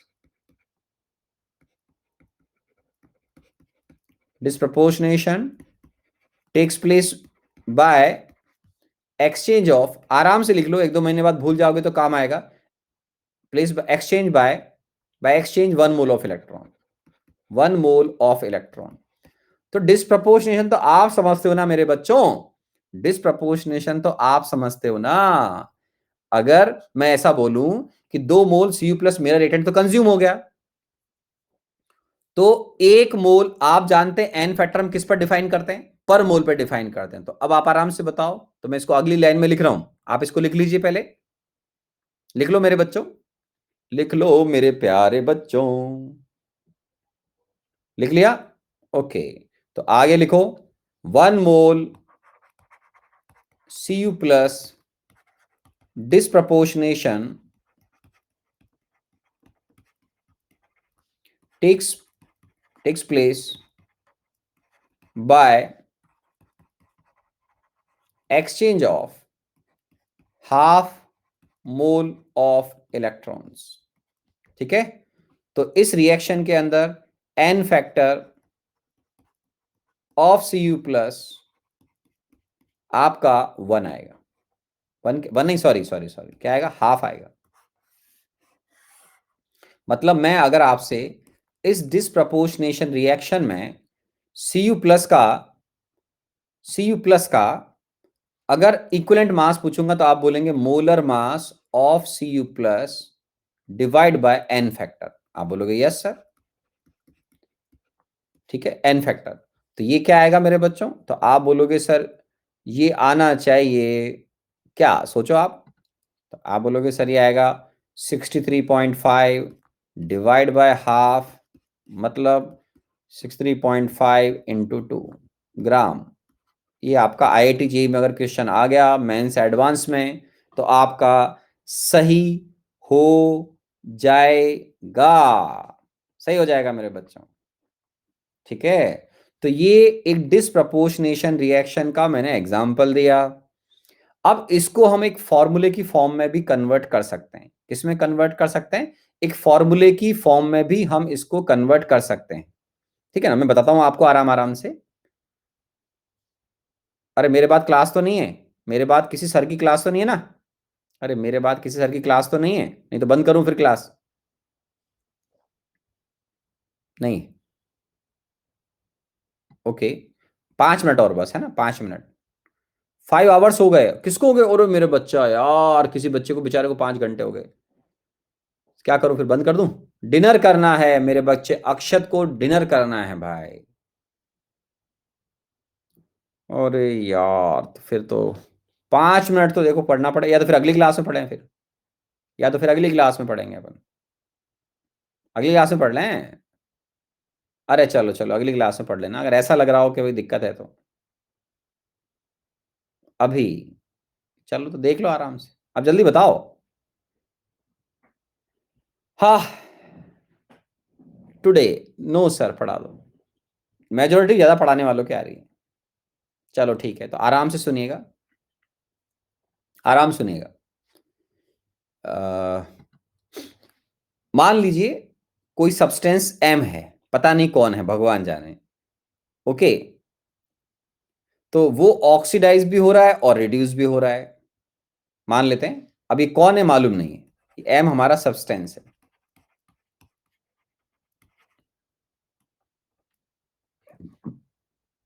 fine. अब ये जो M सब्सटेंस है ये ऑक्सीडाइज भी और रिड्यूस भी होगा, तो रिड्यूस होगा तो ये इलेक्ट्रॉन गेन करेगा, ऑक्सीडाइज होगा तो नंबर रिलीज करेगा। आप बोलोगे हाँ बात तो सही है सर, तो मैं इसका एक रिएक्शन लिख रहा हूं, M कन्वर्टिंग इनटू, आराम से देखिएगा, ऑक्सीडेशन की रिएक्शन लिख रहा हूं, O का मतलब समझ जाना, आप सारे बच्चे बड़े हो गए हैं। तो ये मान लीजिए N1 इलेक्ट्रॉन्स रिलीज कर रहा है, तो ये क्या हो जाएगा, इसका ऑक्सीडेशन स्टेट N1 प्लस हो जाएगा। ये N1 इलेक्ट्रॉन्स इसने रिलीज कर दिए। रिडक्शन की रिएक्शन के अंदर क्या होता है मेरे बच्चों, ये मान लीजिए N2 इलेक्ट्रॉन्स गेन कर रहा है, तो ये सब्सटेंस M का नंबर चेंज होकर क्या हो जाएगा, MN2 माइनस हो जाएगा, फाइन। ये दो अलग अलग हाफ रिएक्शन है जिसमें कोई substance M N1 moles electron release कर रहा है और दूसरी रिएक्शन के अंदर या हाफ रिएक्शन के अंदर वो N2 मोल्स इलेक्ट्रॉन गेन कर रहा है। तो ये तो हो गया ऑक्सीडेशन ऑफ M, ये हो गया रिडक्शन ऑफ M। अब मान लीजिए ये इक्वेशन नंबर 1 है और ये इक्वेशन नंबर अपन 2 बोल रहे हैं मेरे बच्चों, तो मुझे क्या करना है, रिडॉक्स को बैलेंस करना है। व्हाट इज O, O कहां से आ गया भाई इसमें, अरे O कहां आया भाई, O का, अच्छा O का मतलब, हे भगवान इतना बड़ा बोला मैंने, इतना बड़ा बोला मैंने, तो ऑक्स लिख ले भाई यार, कमाल है भाई यार। रामायण पढ़ने के बाद आप बोलते हो कि दशरथ के बेटे का, सबसे बड़े बेटे का नाम क्या था, बड़ी टेंशन वाली बात है। मैं नहीं बताऊंगा कि दशरथ जी के बड़े बेटे का नाम, सबसे बड़े बेटे का नाम राम था, मैं बिल्कुल नहीं बताऊंगा आपको, बिल्कुल नहीं बताऊंगा, ठीक है। तो आराम से देखिए, अब इस केस में हम क्या करेंगे, समझो इस रिएक्शन को बैलेंस करना है, तो इक्वेशन नंबर 1 को मल्टीप्लाई करना चाहिए किससे, N2 से, प्लस इक्वेशन नंबर 2 को मल्टीप्लाई करना चाहिए किससे, n1 से, ठीक है ना। फाइन, ये भी ठीक है। तो अब इस केस में क्या करें बच्चों, आप बताओ। फर्स्ट रिएक्शन को आप मल्टीप्लाई करो। एक मिनट, थोड़ी देर चैट बॉक्स बंद करके पढ़ लेते हैं अपन, ठीक है ना, फिर अगली क्लास में और पढ़ेंगे। एक मिनट बच्चों, हाँ फटाफट देखो। इसको मल्टीप्लाई कर रहा हूं बच्चों, किससे, n2 से। तो देखिए n2 इंटू एम, पहले इसको लिख लेता हूं आराम से, ठीक है। कन्वर्टिंग इनटू, n2 से मल्टीप्लाई करा, n2 into M, n1 plus plus, ये क्या हो गया बेटा, n1 n2 इलेक्ट्रॉन्स, ये हो गया। ओके, सेकंड रिएक्शन, ये तो मल्टीप्लाई करा मैंने किससे, n2 से। अब मैं इलेक्ट्रॉन कैंसिल करना चाहूंगा, तो मैं इसको मल्टीप्लाई कर रहा हूं n1 से मेरे प्यारे बच्चों, तो क्या हो जाएगा, प्लस n1m, यहां भी लिख रहा हूं, प्लस इसको n1 से मल्टीप्लाई किया है सेकंड इक्वेशन को, तो n1 इंटू n2 इलेक्ट्रॉन्स, ये भी सही है। अब यहां पे लिखिए प्लस, इसको मल्टीप्लाई किया n1 से, तो ये हो जाएगा n1m n2 माइनस। फाइन, अब हम इन दोनों रिएक्शन को ऐड कर रहे हैं। क्या कर रहे हैं, दोनों रिएक्शन को ऐड कर रहे हैं। इन दोनों रिएक्शन को जब ऐड करेंगे तो ये कॉमन ले लीजिए, और इन दोनों के बीच में इलेक्ट्रॉन कैंसिल हो जाएंगे, ये हो गया मल्टीप्लाई करने का फायदा, तो ये कैंसिल हो गए, पर याद रखना है अपने को। अब कॉमन ले लीजिए, तो ये हो गया n1 plus n2 into m, converting into n2m n1 plus plus n1m n2 minus, ये हो जाएगा मेरे बच्चों। तो अब ये क्या हुआ है, सारे बच्चों को समझ में आएगा कि n1 plus n2 moles m को डिस्प्रोपोर्शनेट होने के लिए कितने मोल्स इलेक्ट्रॉन की रिक्वायरमेंट आई, n1 into n2।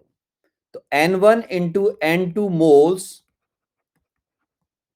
Are required, simple language में लिख रहा हूं, required for n1 plus n2 moles of m। Of course किसके लिए, डिस्प्रोपोर्शनेशन के लिए लिख रहा है, दिख रहा है, तो मैं उसको नहीं लिख रहा हूं यहां पर। तो n1 into n2 moles are required for n1 plus n2 moles of m for disproportionation reaction. आप जानते हैं n फैक्टर पर मोल पे डिफाइन करते हैं, तो मुझे बताओ कि 1 मोल m को डिस्प्रोपोर्शनेट होने के लिए कितने मोल्स इलेक्ट्रॉन चाहिए, सोच लीजिए आराम से, सोच लीजिए आराम से। तो अगर मुझे 1 मोल m को डिस्प्रोपोर्शनेट होने के लिए इलेक्ट्रॉन्स निकालने पड़ेंगे, तो मैं क्या करूंगा, इसको डिवाइड कर दूंगा किससे, n1 into n2 upon n1 plus n2 से। तो मैं लिख रहा हूं यहां पर, for 1 mole, for 1 mole m, या ऐसे पूरा लिखूं, फॉर, चल लिख देता हूं, पूरा लिख देता हूं, फॉर डिस्प्रोपोर्शनेशन ऑफ, पूरा लिख देता हूं ताकि कल वो भूल जाएंगे तो भी लैंग्वेज याद आ जाएगी। फॉर 1 मोल, या for disproportionation, I am sorry, पूरा लैंग्वेज लिखना चाह रहा हूं, for disproportionation, for disproportionation of 1 mole of m, आराम से देखिए क्या लिखूं, n1 into n2 upon n1 plus n2 moles of electrons are required. आराम से लिख लीजिए आप, है ना, लिख लीजिए आराम से, आराम से लिख लीजिए। यहां देख लीजिए, n1 plus n2 moles m को डिस्प्रोपोर्ट होने के लिए कितने इलेक्ट्रॉन्स चाहिए थे, n1 इंटू n2। तो 1 मोल m को डिस्प्रोपोर्ट होने के लिए कितने इलेक्ट्रॉन्स चाहिए मेरे प्यारे बच्चों, n1 into n2 divide by n1 plus n2। तो आपको मैंने सिखाया था, आप इसको डिस्प्रोपोर्शनल बोल रहे हैं, नॉर्मल आदमी इसको बोले कंज्यूम हो रहा है मेरा m। तो 1 मोल m के कंजप्शन के लिए कितने इलेक्ट्रॉन्स चाहिए वो दिख तो रहा है। तो for disproportionation of 1 mole of m इतने इलेक्ट्रॉन्स आपको चाहिए। तो इसी को तो क्या बोलते हैं, एन फैक्टर। थोड़ी देर पहले अभी आपने क्या देखा था, 2 मोल Cu प्लस को डिस्प्रोपोर्ट होने के लिए 1 मोल इलेक्ट्रॉन चाहिए थे। तो 1 मोल Cu प्लस को डिस्प्रोपोर्शनेशन के लिए कितने चाहिए थे, हाफ मोल इलेक्ट्रॉन, वही उसका एन फैक्टर था।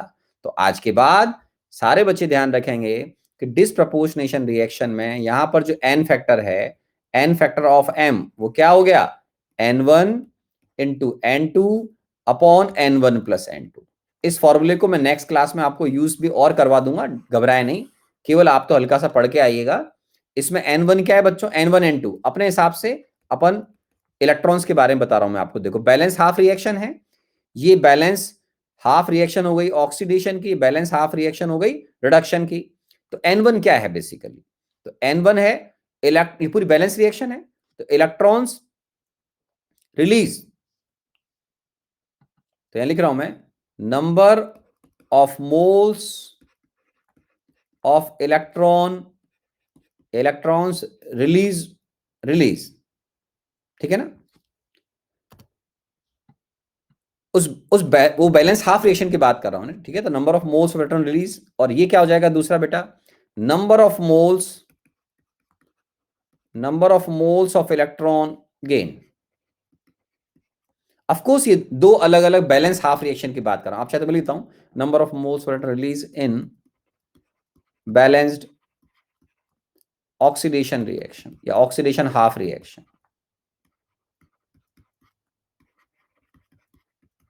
और ये electron gain in balanced half reaction. Balance half reaction भी कौन सा चाहो तो वो भी लिख लो भले, कोई दिक्कत नहीं है ना। रिडक्शन रिएक्शन,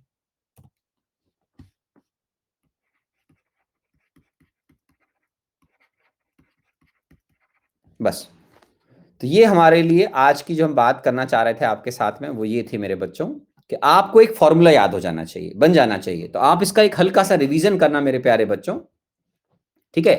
तो इसका आप रिवीजन कर लेना, फिर मैं नेक्स्ट क्लास में दोबारा से बताऊंगा, दोबारा से मैं दूसरे एग्जाम्पल लेकर आपको इसको बताऊंगा, ठीक है ना। तो आपको मैं इस समय एक रिएक्शन दे दूं, आप घर पे उसको अगली क्लास में सॉल्व करके लाना। दे दूं होमवर्क, एक दो क्वेश्चन दे दूं? अरे एक क्वेश्चन दे दूं, चलो। तो आप इसमें मुझे नेक्स्ट क्लास में एन फैक्टर बताएंगे। Calculate n factor of Cl2 in given reaction, ये Cl2 plus OH minus converting into Cl minus plus ClO minus. अब आपको नेक्स्ट क्लास में मुझे इसका एन फैक्टर बताना है। दूसरा भी सॉल्व कर लाना, Cl2 प्लस एक और, ये दिल मांगे मोर, Cl minus plus Cl3 minus, मुझे इसमें भी एन फैक्टर चाहिए। ये दो अलग अलग डिस्प्रपोर्शनेशन की रिएक्शन हैं, एक कोल्ड डाइल्यूट सॉल्यूशन होता है, एक हॉट कंसंट्रेट सॉल्यूशन में होता है। आपको कंडीशन तो इनऑर्गेनिक में पढ़ लोगे, आप तो मुझे इन दोनों में एन फैक्टर निकाल के बताओगे नेक्स्ट क्लास के अंदर, ठीक है मेरे बच्चों। अरे भाई मेरे डीपीपी क्या दूं, अभी पहले पढ़ तो लो यार, तुम लोग ज्यादा ही नवाब हो रहे हो, मेरे को कभी कभी ऐसा लगता है भाई। डीपीपी शीट्स मिलेगी, थोड़ा वेट तो करो, पहले थ्योरी तो पढ़ लो भाई। थ्योरी में हालत खराब चल रही है अभी तो कई बच्चों की, बेचारों की। तो उनको पहले वेट करो भाई, वेट करो, थोड़ा सा सब्र रखो थोड़ा सा, फिर एन फैक्टर निकालने की मैं आपको एक डीपीपी दे दूंगा, ठीक है ना। मैं आपको एन फैक्टर निकालने का भी एक असाइनमेंट दे दूंगा, ठीक है मेरे बच्चों। तो थोड़ा पेशेंस रखो यार, जल्दबाजी क्या कर रहे हैं, ठीक है मेरे बच्चों। सो गुड बाय, काफी टाइम हो गया। खुश रहें, मस्त रहें, पेशेंस रखें, स्वस्थ रहें, ठीक है। जय हिंद, जय हिंद मेरे प्यारे बच्चों। Good bye, good bye, good bye.